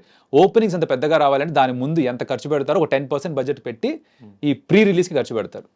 ఇప్పుడు ధోని కూడా ఈ బ్రాడ్కాస్ట్ ఇండస్ట్రీలో, or Dhoni, Virat Kohli, or Rohit Sharma for that matter, broadcast ఇండస్ట్రీలో వీళ్ళే టాప్ హీరోలు ప్రస్తుతానికి. సో వాళ్ళ మ్యాచ్ నెక్స్ట్ డే ఉంది, ఆర్ ఇవాళ ఆడుతున్నప్పుడు ధోని వస్తాడు తర్వాత అని ఆ ఇంటెన్సిటీ, ఆ క్యూరియాసిటీ మెయింటైన్ చేయాలి అంటే పదే చెప్పాల్సి వస్తుంది. అది బ్రాడ్కాస్టింగ్ పాయింట్ ఆఫ్ వ్యూ, అది వాళ్ళ విజన్. అది ఎలా అయితే ఒక ప్రొడ్యూసర్ మూవీని ప్రమోట్ చేసుకుంటూ ఉంటారో అలాగే ఒక ఛానల్ వాళ్ళ హీరోస్ని ప్రమోట్ చేస్తూ ఉంటారు. It's just that. కొంతమందికి ఇప్పుడు ధోనికి బాగా ఫ్యాన్ అయిన వాళ్ళకి తెగ నచ్చుతుంది అది, మిగతా వాళ్ళకి అరే చెప్పింది ఎన్నిసార్లు చెప్తారా అనుకుంటారు. ఇప్పుడు నేనే చూసాను అనుకో మ్యాచ్, ఫర్ ఎగ్జాంపుల్ ఇంట్లో కూర్చొని 20 ఓవర్లు మ్యాచ్ చూస్తే ఓవర్కి 2 సార్లు వస్తే ఛీ అని నాకే అనిపిస్తుంది. బట్ పాయింట్ ఆఫ్ వ్యూ అది కాదు. మ్యాచ్ 20 ఓవర్లు చూసే ఆడియన్స్ ఉంటారు, మ్యాచ్ 1 ఓవర్ చూసి వెళ్ళిపోయే వాళ్ళు ఉంటారు, సరదాగా ఛానల్లోకి వచ్చి చూసి ఆ స్కోర్ చూసి వెళ్ళిపోయే వాళ్ళు ఉంటారు. వీళ్ళ సెన్స్ ఏంటరా అంటే ఆ మధ్యలో వచ్చి వెళ్ళిపోతుంటారే వాళ్ళు వచ్చినప్పుడు చూస్తే అర్రే వస్తున్నాడా నెక్స్ట్ అని వాళ్ళని కూర్చోబెట్టాలి ఛానల్ ముందర. అది వాళ్ళ concept. Keep them on the channel, ఎక్కువ చేంజ్ చేయకుండా. ఎందుకంటే మధ్యలో వచ్చే యాడ్స్ తోటి డబ్బులు వస్తాయి, అలానే ఛానల్స్ రన్ అయ్యేది. It's all business man. అంటే వాళ్ళు చెప్పినా చెప్పకపోయినా మీ సైడ్ నుంచి కూడా కొంత ఇష్టంతో కూడిన ఒక ఇది ఉంటుంది. ఏమంటే ఒకవేళ లాస్ట్ బాల్ 6 runs కొట్టాలి అంటే ఇప్పుడు ధోనిలా ఫినిష్ చేస్తాడా అన్న ఆ రిఫరెన్స్ వాడతారు, అంటే మ్యాచ్ జరగకపోయినా. ఇలాంటి రిఫరెన్స్ మీ సైడ్ నుంచి వచ్చినాయి కదా. Again it depends on the situation. ఇప్పుడు ధోని మ్యాచ్ రేపు వస్తుందో లేదా ధోని మ్యాచ్ ఇవాళ సిఎస్కే మ్యాచ్ అవుతుందా, దాని మీద ధోని రెఫరెన్స్లు ఎక్కువ ఉంటాయి. బికాస్ చూపించే రిఫరెన్స్ కూడా ధోనివి ఎక్కువ ఉంటాయి. కొన్నిసార్లు ఏంటంటే అంటే ఇప్పుడు ధోని ఒక లెగసీ ఉంది. ఇండియాకి ఆడినంత సేపట్లో బెస్ట్ ఫినిషర్ ఎవడు వరల్డ్లో అంటే ధోని పేరే చెప్తారు. బికాస్ ఆ నంబర్ 7లో తను ఎన్నో మ్యాచ్లు ఫినిష్ చేశాడు. వరల్డ్ కప్ 6 ఫినిష్ చేశాడు. అట్లా వరల్డ్ కప్ మాత్రమే కాదు, బోల్డ్ అని మ్యాచెస్ తను లాస్ట్ ఓవర్లో ఫినిష్ చేసిన సందర్భాలు చాలా ఉన్నాయి. సో ధోని అంటే ఫినిషర్గా ఒక ముద్ర పడిపోయింది, ఒక ట్రేడ్ మార్క్ ఉంది. రాజమౌళి గారి సినిమాకి ఒక ఎస్ఎస్ రాజమౌళి అని స్టాంప్ ఎలా అయితే వేస్తారో ధోనికి ఫినిషర్ ఒక స్టాంప్ ఉంది. సో ఎవరు చేసినా సరే పోలికది. పోలికిచ్చేది ఎందుకు? ఇప్పుడు సూర్యకుమార్ యాదవ్ని మిస్టర్ 360 అంటారు, ఇండియా 360 అంటారు. అలాంటి ఏబిడిని తక్కువ చేసినట్టు కాదు, ఏబీ డివిలియర్స్తో పోలుస్తున్నట్టు. అలాగే ఎవరు ఫినిష్ చేసినా కూడా ధోని లాగా ఫినిష్ చేశారంటే అంత గొప్పగా ఫినిష్ చేశాడు రెఫరెన్స్ ఇవ్వడమే. అంతేగాని ఇక్కడ ధోని ఏదో ప్రతిసారి లేపేద్దాం అని కాదు, just reference. And CSK match జరుగుతున్నప్పుడు కూడా వికెట్ పడుతుందా, ధోని వస్తాడా, నెక్స్ట్ వస్తాడా, ఇది కూడా ఎంగేజ్ చేయడానికైనా కంప్లీట్ గా. ఆఫ్ కోర్స్ అదే. అండ్ రెండున్నాయి ఇక్కడ. ఇప్పుడు మీరు సిఎస్కే ఫ్యానా, మీరు ధోని ఫ్యానా, దాని మీద డిపెండ్ అవుతుంది మొత్తం అంతా కూడా.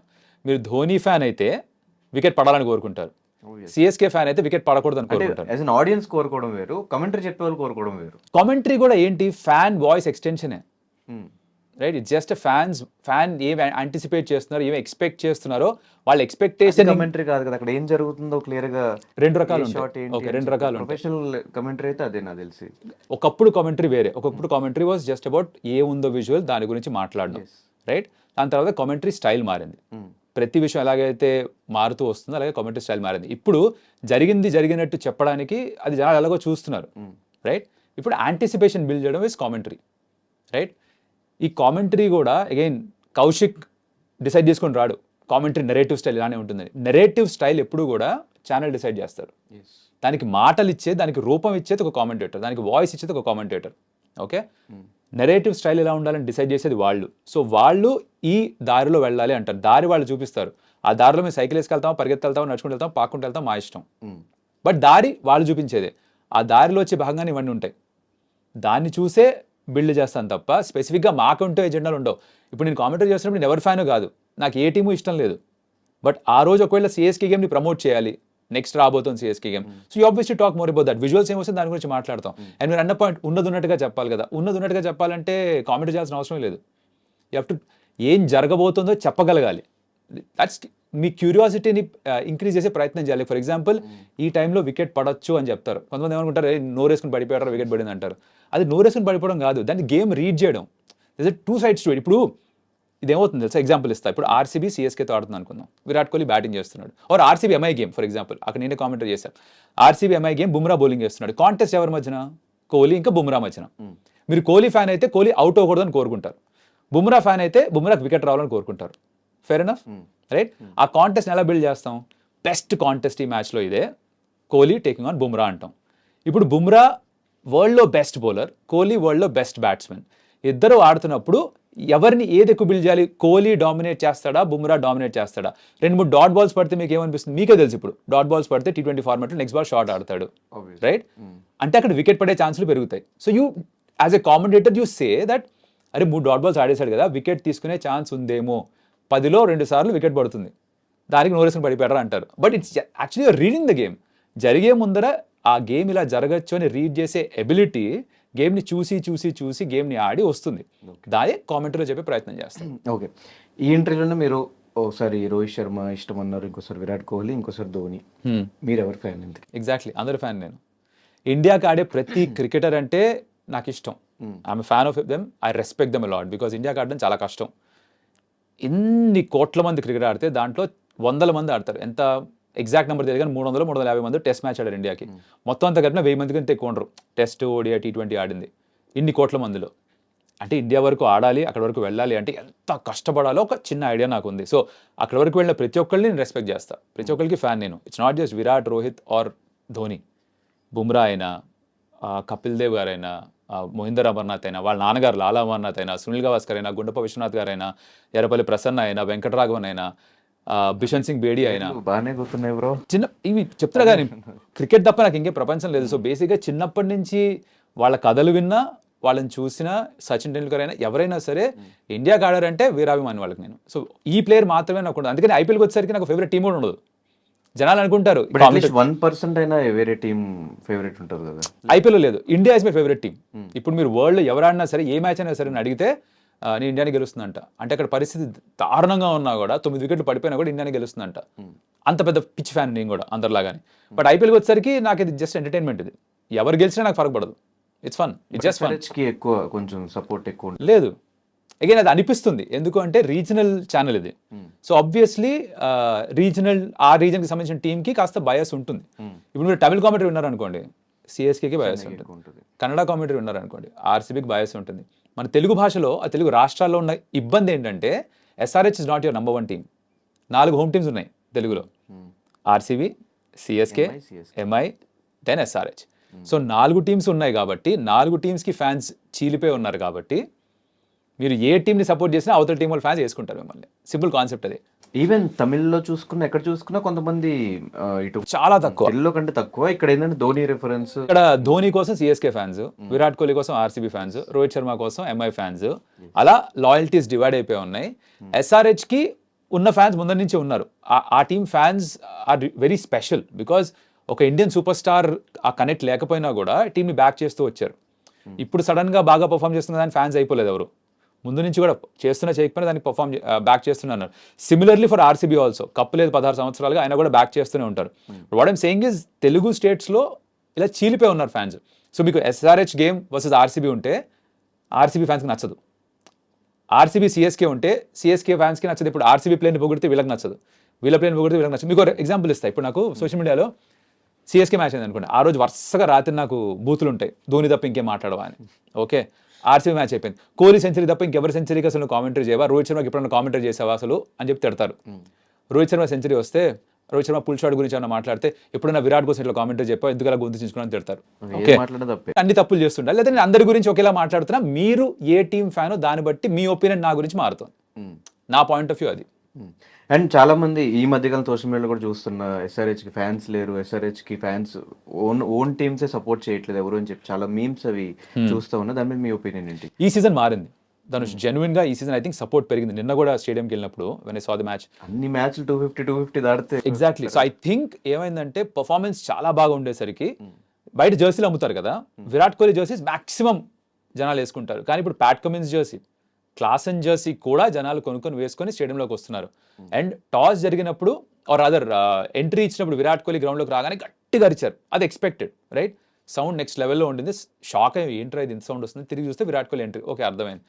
టాస్ అప్పుడు ప్యాట్ కమిన్స్ రాగానే అంతే గట్టిగా అరిచారు.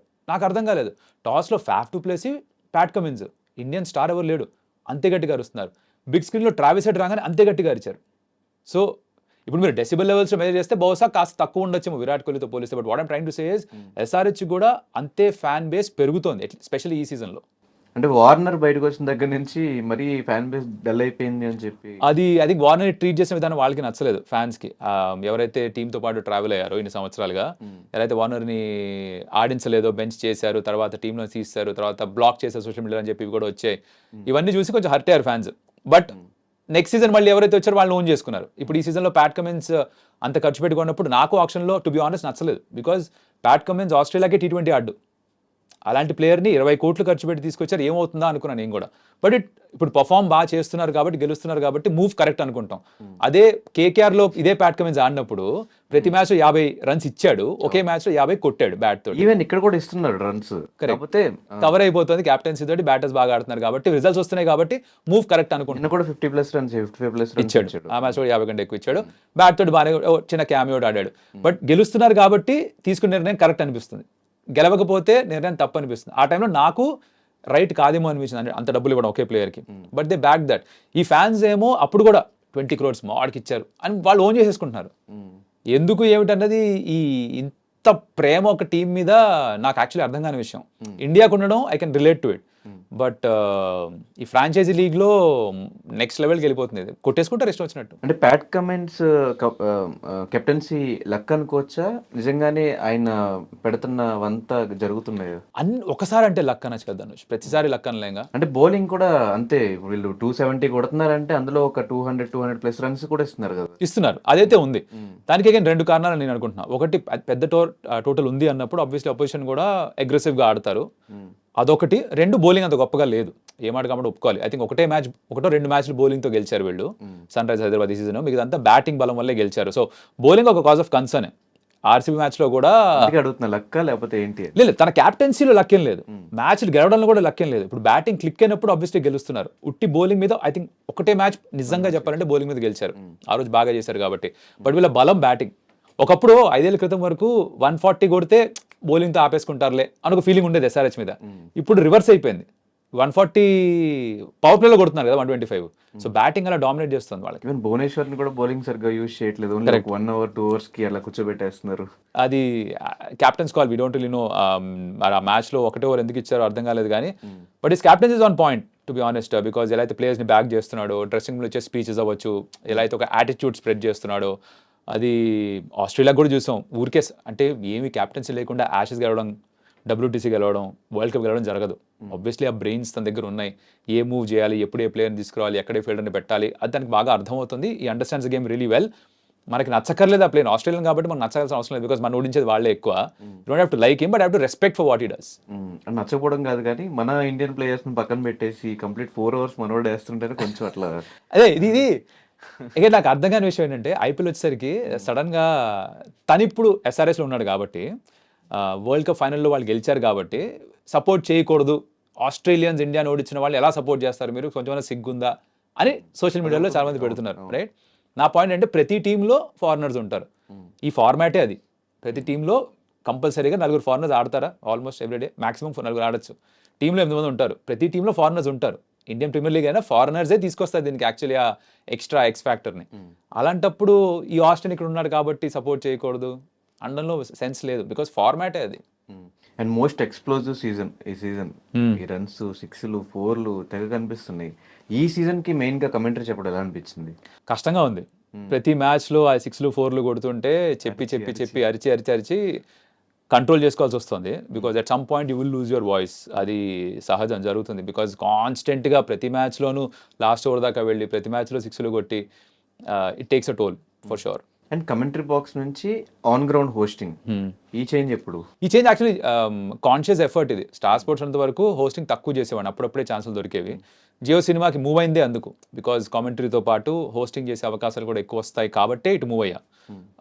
చాలా మంది ఎందుకు వెళ్ళిపోయా స్టార్ స్పోర్ట్స్ నుంచి అడిగారు. This is the reason, because growth కావాలనుకున్నాను పర్సనల్గా. అండ్ ఇక్కడ నాకు హోస్టింగ్ చేసే అవకాశాలు కూడా వస్తాయని తెలుసు. ఆబ్వియస్లీ మాట్లాడినప్పుడు దాని గురించి మాట్లాడుకున్నాం. సో కామెంటరీతో పాటు ఇది కూడా వస్తుందని తెలుసు కాబట్టి ఇటు మూవ్ అయ్యా, which is why on ground hosting. చాలా మంది స్టార్ స్పోర్ట్స్ బెస్ట్ కదా అనుకుంటారు. ఇటు టీవీ ఉంది, కొంచెం branded. Correct. Star sports sports అని ఉంది కాబట్టి కొంచెం అదే మెయిన్ ప్రయారిటీ ఇస్తూ ఉంటారు. మీరు ఎందుకు జియో సినిమాకి ఎక్కువ ప్రయారిటీ ఇచ్చారు? ఎవరైనా డబ్బులు ఎక్కువ ఇచ్చారు? అందరూ అనుకుంటారు అంబానీ, ఈ చాలా మంది రాస్తారు ఇది. I'm sure you've seen that in the comments. Ambani ఏదో మాకు పిలిచి అందరికీ డబ్బులు ఇచ్చారని కాదు. నిజంగా చెప్పాలంటే తక్కువ డబ్బులకి వెళ్ళాను జియో సినిమాకి నేను కంపేర్ టు స్టార్ స్పోర్ట్స్.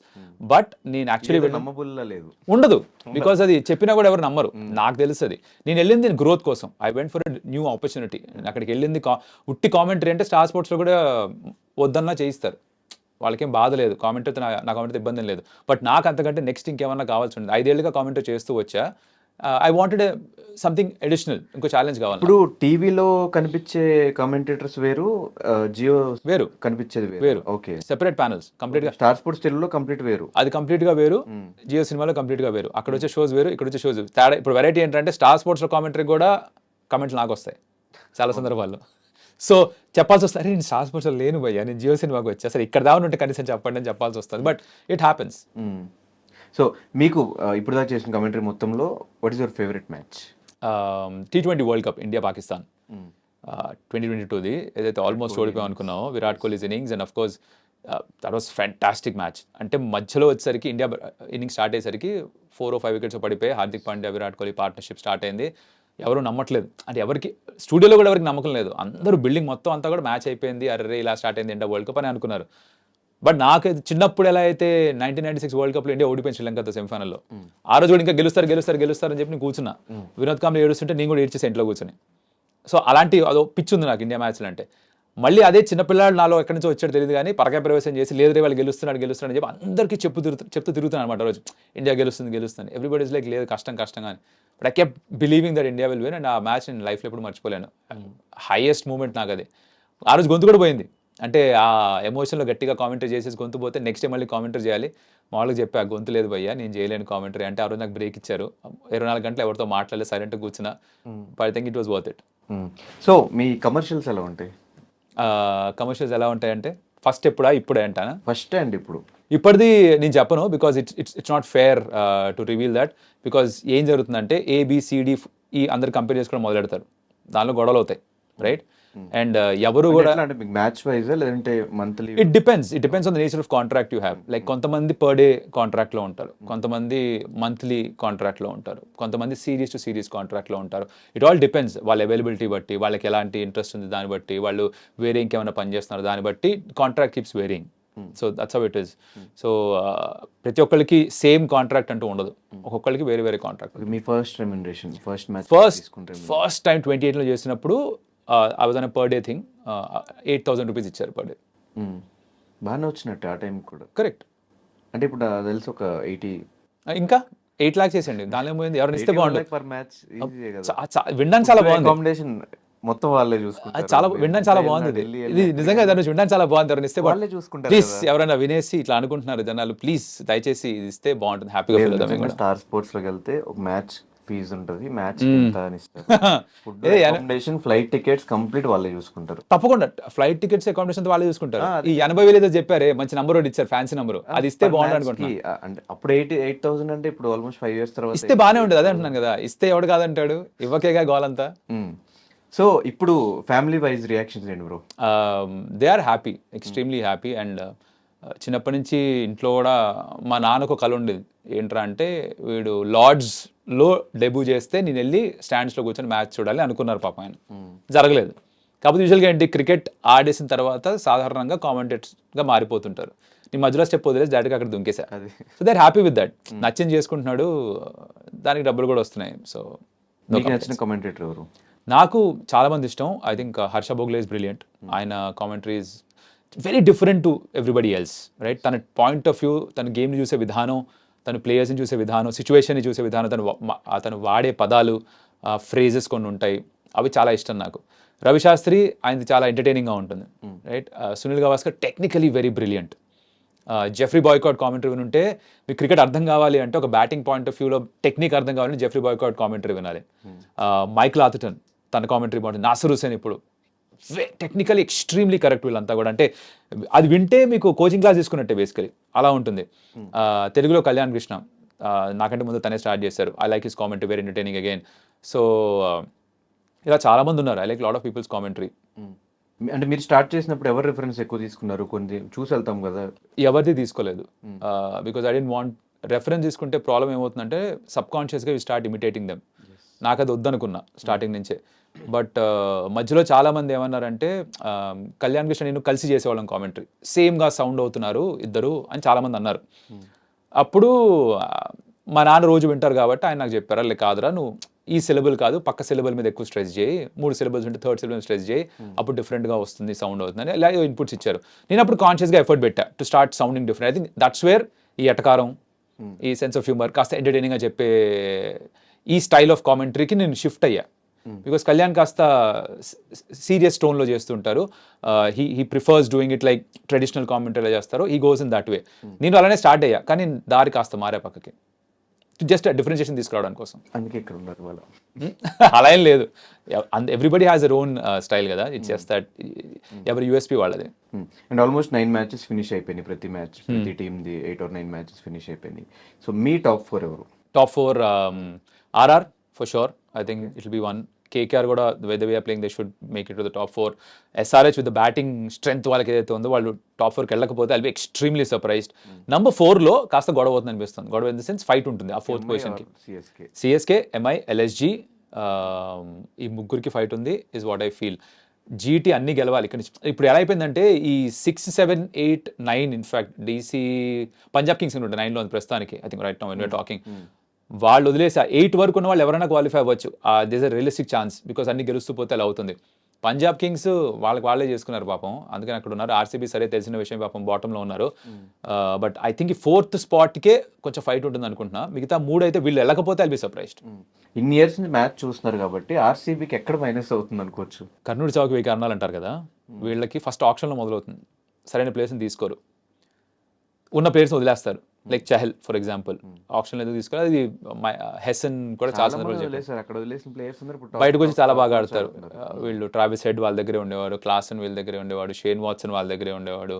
ఇలా చాలా మందిని తీసుకొని వదిలేసిన వాళ్ళే. అదొకట. 2, గ్రౌండ్ వాళ్ళకు ప్రాబ్లం.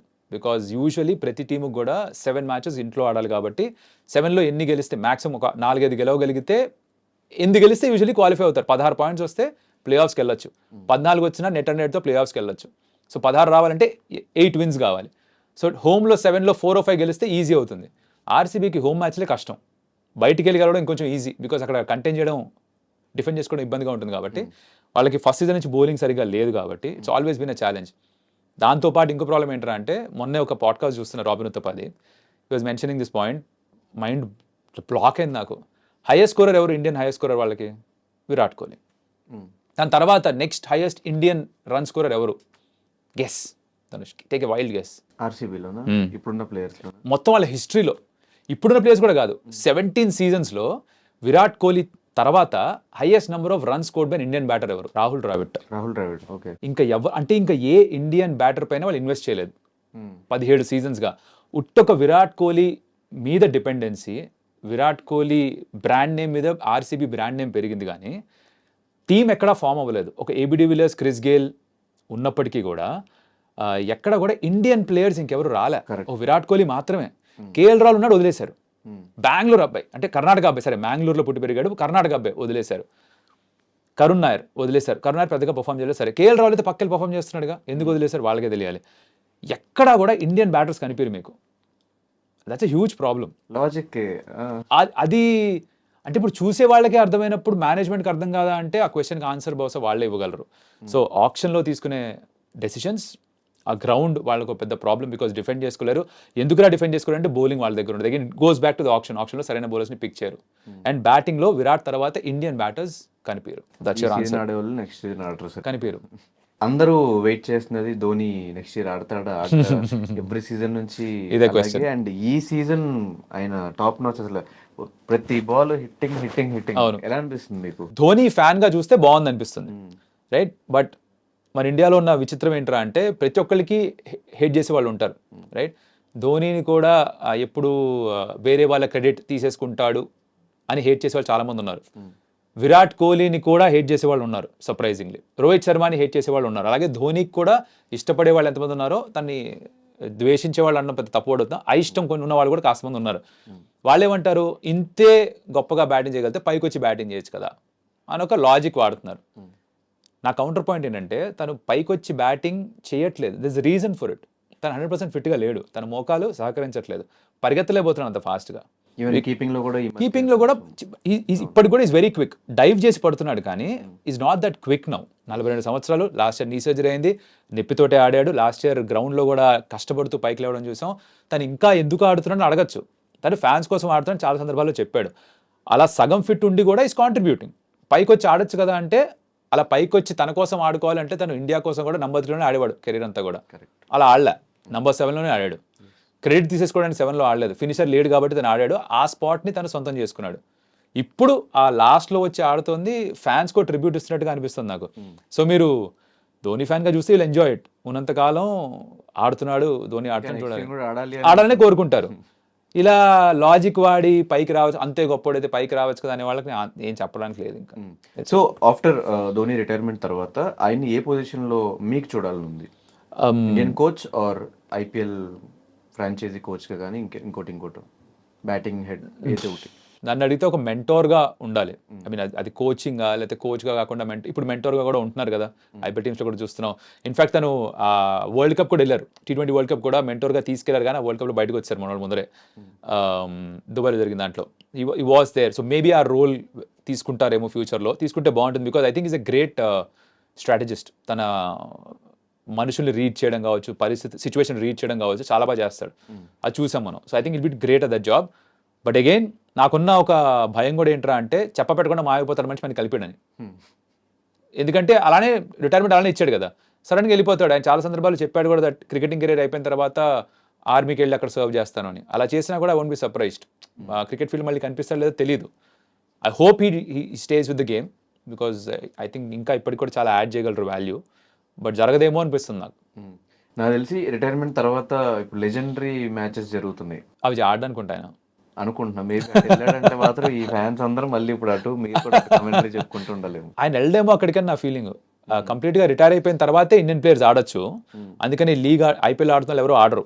ఇప్పుడు అయిపోయిన తర్వాత రిటైర్మెంట్ అయిపోతే నెక్స్ట్ సీజన్ నుంచి వెళ్ళి ఆడొచ్చు. సచిన్, విరాట్ కోహ్లీ, సచిన్, వీరేంద్ర సెహ్వాగ్, కరెక్ట్, గంభీర్, ధోని వీళ్ళందరినీ చూడొచ్చు కదా. కానీ వెళ్ళరని నాకు అనిపిస్తుంది. I don't think he'll do that. So next T20 world cup జరుగుతుంది. సో మీరు చూసిన ఈ 9 మ్యాచెస్లో who is your playing 11 members అంటే ఏం చెప్తారు? 11 తీసుకోవడం కష్టం నరోష్, ఇట్స్ ఎక్స్ట్రీమ్లీ డిఫికల్ట్ టు పిక్ 11. ఇంకోటి ఏంటంటే ఇండియాలో అందరం సెలెక్టర్సే. ఇప్పుడు ఎవరినైనా సరే ఎవరి ఇష్టం ప్రకారంగా స్క్వాడ్ అనౌన్స్ చేసేస్తారు. ఇక్కడ సర్టనిటీస్ ఎవరు అని చెప్పడం కొంచెం కష్టమేమో. బట్ ఐ థింక్ బ్రాడ్ బేస్లో అందరికీ తెలుసు, విరాట్ ఉంటాడు స్క్వాడ్లో అని తెలుసు, రోహిత్ శర్మ ఎలాగో ఈజ్ ద క్యాప్టెన్ చెప్పి చేసి అనౌన్స్ చేస్తారు ముందరే, రైట్. కీపర్గా రిషబ్ పంత్ వెళ్తాడని తెలుసు, సూర్యకుమార్ యాదవ్ గ్యారంటీగా ఉంటాడు, రైట్. సెకండ్ కీపర్గా I think Sanju Samson should go ఉన్న ఫామ్లో రిషబ్తో పాటు అంటున్నారు. బట్ దినేష్ కార్తిక్ చాలా సందర్భాలు ట్రై చేశారు ఇంతకు ముందర కూడా. But maybe my guess is that selectors Sanju Samson వైపు వెళ్ళొచ్చు అనుకుంటున్నాను, బికాస్ తను రాజస్థాన్ రాయల్స్ లీడ్ చేసిన విధానం కావచ్చు, తను చాలా కన్సిస్టెంట్గా మారిపోయాడు. డీకే కూడా బాగా పర్ఫామ్ చేస్తున్నాడు, nothing not to take anything away from him. But Rishabh Pant I think first choice. తను ఫిట్గా ఉన్నాడు, రన్ స్కోర్ చేస్తాడు, కీపింగ్ చేస్తున్నాడు అంటే కళ్ళు మూసుకొని రిషబ్ పంతే ఆడతాడు 11లో, అలా డౌట్ లేదు. Sanju Samson could be your second keeper. లేదు అంటే స్లాష్ దినేష్ కార్తిక్ అయి ఉండొచ్చు. But that be very disappointing Sanju's point of view. Bumrah గ్యారంటీగా ఉంటాడు, right. I think left arm seamer Arshdeep వెళ్తాడు, కుల్దీప్ యాదవ్ గ్యారంటీగా ఉంటాడు, రింకు సింగ్ ఉండాలని నేను అనుకుంటున్నా, దూబే ఉండాలని అనుకుంటున్నా అగైన్ నేను, బికాస్ తను ఆడుతున్న విధానం. Hardik Pandya actually question mark ఉంది ప్రస్తుతానికి, బికాస్ తను బ్యాటింగ్ సరిగా చేయట్లేదు, బౌలింగ్ సరిగా చేయట్లేదు, రెండిట్లో సరిగా చేయట్లేదు. కాబట్టి తీసుకెళ్లాలా, తనకున్న టాలెంట్ మీద తీసుకెళ్లాలా, పర్ఫార్మెన్స్ మీద తీసుకెళ్లాలా. I think Dube is performing better, but Dube bowling చేయట్లేదు, ఓన్లీ బ్యాటర్గా ఆడిస్తారా? సో ఈ క్వశ్చన్స్ అన్నిటికీ ఆన్సర్స్ కావాలి. వీటి డిబేట్లో కూర్చుంటే ఇది ఇంకో గంట 2 గంటలు పడుతుంది. కాబట్టి సెలెక్టర్స్కి వదిలేసి టీం వచ్చిన తర్వాత వాళ్ళని తిట్టుకుందాం మనం. సో హైయెస్ట్ ఛాన్సెస్ ఎవరికి ఉన్నాయి ఈ సీజన్ విన్ అవడానికి? IPL, T20 world cup? T20 obviously ఇండియానే గెలవాలనుకుంటాం అని అనుకుంటాం మనం. The heart will always say India for sure. ఐపీఎల్లో ఒక టీం అని చెప్పడం కష్టం, because what I think is playoffs దాకా వెళ్ళడం ప్రిడిక్ట్ చేయడం కొంచెం ఈజియర్ ఏమో ఫామ్ చూసుకొని. బట్ ఇంకా దాని తర్వాత ప్లే ఆఫ్స్లో ఒక్కరోజు మంచి రోజు ఉండాలి, or 1 bad day you're out of the tournament, 2 good days you win the world, you win the title. So అది చెప్పడం కొంచెం కష్టం. ఈ 4 చూసిన తర్వాత ఇంకా. కానీ కొన్ని ఈ మధ్య కాలంలో విరాట్ కోహ్లీ ఒక రాంగ్ డెసిషన్ అని చెప్పి, నో బాల్ దాన్ని కరెక్ట్ ఫెయిర్ డెలివరీ అని చెప్పి ఇచ్చారని చెప్పి, ఏదో 4 వెళ్ళిన దానికి 6 అని, 6 వెళ్ళిన దానికి 4 ఇచ్చారని చెప్పి, ఇట్లాంటివి వచ్చినప్పుడు మీరు ఆ పొజిషన్ లో ఉన్నప్పుడు మీకు ఏం చెప్పాలనిపిస్తుంది మీకు ఆ టైంలో? మ్యాచ్ చూస్తున్నప్పుడు ఆ 6-4 అది ఎవరూ చూడలేదు, టు బి ఆనెస్ట్. అది వచ్చి వెళ్ళిపోయింది. తర్వాత రీప్లేస్లో బోల్డ్ మంది ఇనిషియల్గా పంపించింది ఏంటంటే అంటే అది చూడ్డానికి బౌండరీ దాటినట్టుగా అనిపించింది, బట్ వేరే యాంగిల్లో చూపించినప్పుడు క్లియర్గా అర్థమైంది అది 1 బౌన్స్ 4 అని. సో థర్డ్ అంపైర్స్ ఈ ఐపీఎల్లో చేస్తుంది ఏమిట్రా అంటే స్మార్ట్ రివ్యూస్ అని తీసుకుంటున్నారు, త్వరగా డెసిషన్ ఇవ్వడానికి ఒక ప్రయత్నం చేస్తున్నారు. సో ఎక్కువ మల్టిపుల్ యాంగిల్స్ తీసుకోకుండా వాళ్ళు ఒకవేళ కన్విన్స్డ్ అయితే ఇచ్చేస్తున్నారు డెసిషన్ తక్కువని, రైట్. దాంట్లో భాగంగా ఐ థింక్ రీప్లేస్ కూడా ఎక్కువ చూడలేదు, 4 ఇచ్చారు. అది 4, 6 కాదు నా ఉద్దేశంలో చూసే తర్వాత. విరాట్ కోహ్లీది చాలా చాలా డిబేట్ వచ్చేసింది దీని మీద, ప్రపంచం రెండుగా చీలిపోయింది. నేను కూడా యాక్చువల్లీ నాట్ అవుట్ సైడే ఉన్నా. రీజన్ దానికి నా రీల్లో కూడా ఎక్స్ప్లెయిన్ చేశాను, సేయింగ్ దట్ టెక్నాలజీ ఎంతవరకు యాక్యురేట్ అని. అది టెక్నాలజీ ప్రిడిక్ట్ చేస్తుంది. ఇప్పుడు ఆ బాల్ అంత డిప్ అయిందని టెక్నాలజీ చెప్తోంది. నా కౌంటర్ పాయింట్ ఏంటంటే ఎలా తెలుస్తుంది అంత డిప్ అవుతుందని, 100% యాక్యురసీ ఎలా చెప్తున్నావు అని. ఎల్బిడబ్ల్యూలో కూడా ఎంపైర్ స్కోర్ అన్న కాన్సెప్ట్ ఉంది కదా, దానికి కూడా ప్రిడిక్షన్ ఎలిమెంట్ ఒకటి ఉంటుంది. దీనికి కూడా ప్రిడిక్షన్ ఎలిమెంటే. ఆ బ్యాట్ తగిలిన తర్వాత పాపింగ్ క్రీజ్ వరకు బాల్ని ప్రిడిక్ట్ చేయాలి. అది 100% యాక్యురేటా కాదన్నది నా క్వశ్చన్. సో నాకు క్లారిటీ లేదు. క్లారిటీ లేనప్పుడు క్రికెట్లో ఉన్న రూల్ ఏంటంటే బెనిఫిట్ ఆఫ్ డౌట్ బ్యాట్స్మెన్కి ఇస్తారు. కానీ ఇక్కడ ఈ టెక్నాలజీ వాడి ప్రతి బ్యాటర్ని మెజర్ చేస్తున్నారు కాబట్టి వేస్ట్ వరకు హైట్ ఇది, తర్వాత బాల్ ఈ లెవెల్లో ఉంది, ఇది అది నమ్ముతున్నాం సీజన్ మొత్తం ఇదే అంటే అందరికీ అదే వాడితే ఇక రూల్ అందరికీ ఒకటే కాబట్టి ఒప్పేసుకోవాలి. సో మీరు కామెంటేటర్గా చూసే పాయింట్ ఆఫ్ వ్యూ వేరు, జనరల్గా మీరు ఇచ్చే విధానం వేరు. కామెంటరీ చేస్తున్నప్పుడు నేను ఫ్యాన్ కాదు, అది అయిపోయిన తర్వాత నేను మళ్ళీ ఫ్యాన్. నా వ్యూస్ అది నా పర్సనల్. నేను ఇన్స్టాగ్రామ్లో చెప్పేది నా పర్సనల్ వ్యూస్, యూట్యూబ్ నా ఛానల్లో చెప్పేది నా పర్సనల్ వ్యూస్. అక్కడ ఎవరు నాకేం చెప్పట్లా ఇలా చెప్పమని. కామెంటరీలో 100% నాది కాదు, వాయిస్ నాదే, బట్ ఆ నెరేటివ్ మొత్తం అంతా కామెంటేటర్ చేతిలో ఉండదు. సో అక్కడ మేము చెప్పేది కనిపించేది అవి వినిపించేది నేనే కాబట్టి డైరెక్ట్గా కాంప్లిమెంట్ అయినా కమెంట్ అయినా నాకే వస్తుందని నాకు అర్థమవుతుంది. I can understand that, but అది కంప్లీట్గా నా ఒపీనియన్ మాత్రమే కాదు. And negative reviews, negative comments పెట్టే వాళ్ళకి ఏం చెప్తారు? I think it's part of it. I think public స్పేస్లో ఉన్నప్పుడు, పబ్లిక్ డొమైన్లో ఉన్నప్పుడు ఇది స్టాండర్డ్ అనుకోండి, తప్పదు. I'm sure you also faces a lot. నచ్చే వాళ్ళు ఉంటారు, నచ్చని వాళ్ళు ఉంటారు. తిడతారు మామూలుగా కాదు, అది స్టాండర్డ్. అది ఇప్పుడు పొరపాటున విరాట్ కోహ్లీ స్ట్రైక్ రేట్ అని ఏమైనా అన్నాం అనుకో, మీదెక్కి తాండవం చేస్తారు, రైట్? అదే విరాట్ కోహ్లీ ఆ 75వ సెంచరీకి ఎత్తేస్తారు. ఎత్తిన వాళ్ళే ఇప్పుడు ఇండియాలో ఉన్న ఒక అలవాటు ఏంటంటే అంటే ఐదర్ ఫుల్ ఎత్తేస్తారు లేదా కంప్లీట్గా తొక్కి పారేస్తారు. ఆ ఎక్స్ట్రీమ్స్ మనకి బ్యాలెన్స్ ఉండదు. I think as a culture మనకి బ్యాలెన్స్ లేదు. ఐదర్ పీక్స్ లో ఎలివేషన్ లేదా పీక్స్ లో కింద పడి తొక్కేయడం, ఇది స్టాండర్డ్. ఈ స్ట్రైక్ రేట్ గురించి కూడా రీసెంట్ గా తెగ చర్చలు జరుగుతున్నాయి. విరాట్ కోహ్లీ స్ట్రైక్ రేట్ కోసం కూడా వరల్డ్ కప్ కోసం ఆడుతున్న టీం కోసం కాదు, ఎక్కువ బాల్స్ అని వేస్ట్ చేస్తున్నాడు అని చెప్పి ఒక టాపిక్ నడుస్తుంది. సెంచరీ చేసినా కూడా 71 బాల్స్. ఆ స్ట్రైక్ రేట్ ఎప్పుడు కూడా క్వశ్చన్ గా మారుతుంటుంది ఆడుతున్నప్పుడు. Bringing that up. దాని మీద ఐ థింక్ మ్యాచ్ బట్టి మారుతూ ఉంటుంది అది. Like for example SRH RCB మ్యాచ్లో తను పవర్ ప్లేలో అగ్రెసివ్గా ఆడాడు. స్ట్రైక్ రేట్ 180 వరకు ఉండింది, 178 180. నీ కామెంటరీ అప్పుడు చేసినప్పుడు కూడా అన్నా, ఎవరైతే స్ట్రైక్ రేట్ గురించి మాట్లాడుతున్నారో స్ట్రైక్ రేట్ చూడండి, మీకు అర్థమైపోతుంది ఎందుకు ప్లేయర్ కావాలో అని. పవర్ ప్లే అయిపోయిన తర్వాత స్లో అయిపోయాడు మనిషి, 120 వచ్చింది. అవుట్ అయ్యేసరికి 118 120 ఎవరికి అర్థం కాలే. అంటే అక్కడ రజత్ పటిదార్ కొడుతున్నాడు కాబట్టి స్ట్రైక్ అతనికి ఇచ్చేసాడు సింగిల్ తీసుకొని, బట్ అక్కడ తన మొమెంటం పోయి తను స్లో అయిపోయాడు. ఇప్పుడున్న T20 ఫార్మాట్లో వరల్డ్ వైడ్ చూస్తే కనుక ఎవరు నెమ్మదిగా ఆడట్లే. అంటే 120 తక్కువ అని కాదు, కరెంట్ T20 లెవెల్స్లో 120 సరిపోదు. యూజువల్గా తన కెరీర్ మొత్తం 140 ఉంది, అది చాలు. తను 140లో ఆడుతూ చుట్టుపక్కల అందరూ 180లో ఆడితే కావాల్సిన స్కోర్ వచ్చేస్తుంది.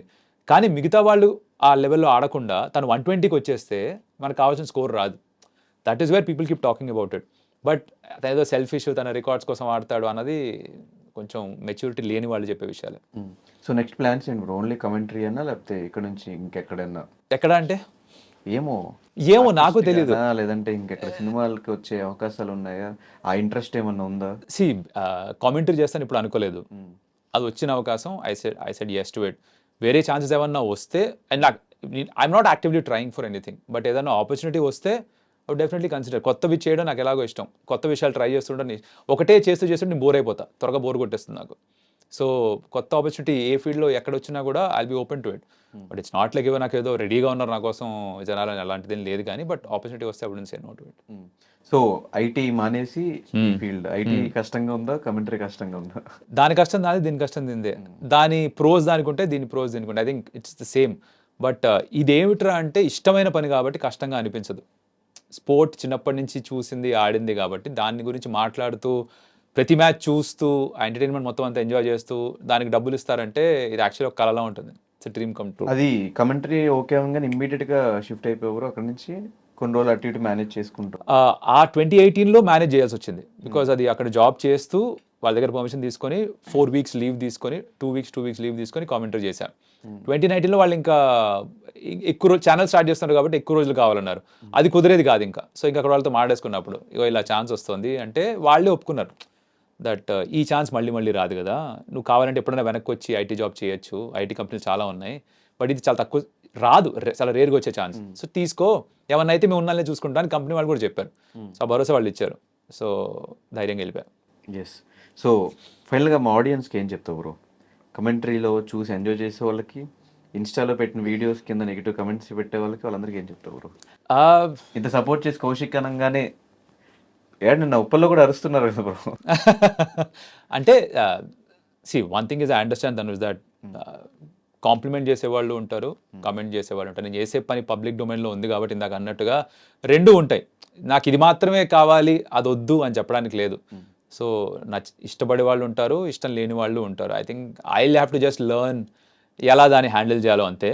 బట్ నేను జనాలకి జనరల్గా చెప్పేది ఏంటంటే, అంటే ఈ ట్రోలింగ్ ఏదైతే చేస్తారో అది నాకనే కాదు, ఎవరికి కూడా చేయకూడదు అనుకుంటా. ఊరికే మీకు ఒక పర్టిక్యులర్ హీరోనో, క్రికెటరో, ఇంకెవరో ఇష్టం కాబట్టి పొలిటికల్ పార్టీ అనో పక్క వాళ్ళని నోటుకు వచ్చిన బూతులు వాడాల్సిన అవసరం లేదు. I think living in normal society, నార్మల్గా కూడా ఇప్పుడు ఆర్గ్యుమెంట్ నార్మల్గా కూడా చేసుకోవచ్చు. దానికి నేను మీ ఇంట్లో వాళ్ళని తిట్టక్కర్లేదు, మీరు నన్ను మా ఇంట్లో వాళ్ళని తిట్టక్కర్లేదు. నన్ను తిట్టినా సరిపోతుంది, నా పని తిట్టినా సరిపోతుంది. సో ఐ థింక్ ఎవరినైనా కూడా ఇప్పుడు యాంకర్ ధనుష్ తన యాంకరింగ్ గురించి కమెంట్ చేయొచ్చు, కాంప్లిమెంట్ ఇవ్వచ్చు. ధనుష్ గురించి చేయకూడదు. నాకు తెలియదు ధనుష్ ఎవరో, రైట్? కౌశిక్ ది కామెంటేటర్ గురించి కమెంట్లు ఇవ్వండి, కాంప్లిమెంట్లు ఇవ్వండి. కౌశిక్ ఎవడో మీకు తెలియదు.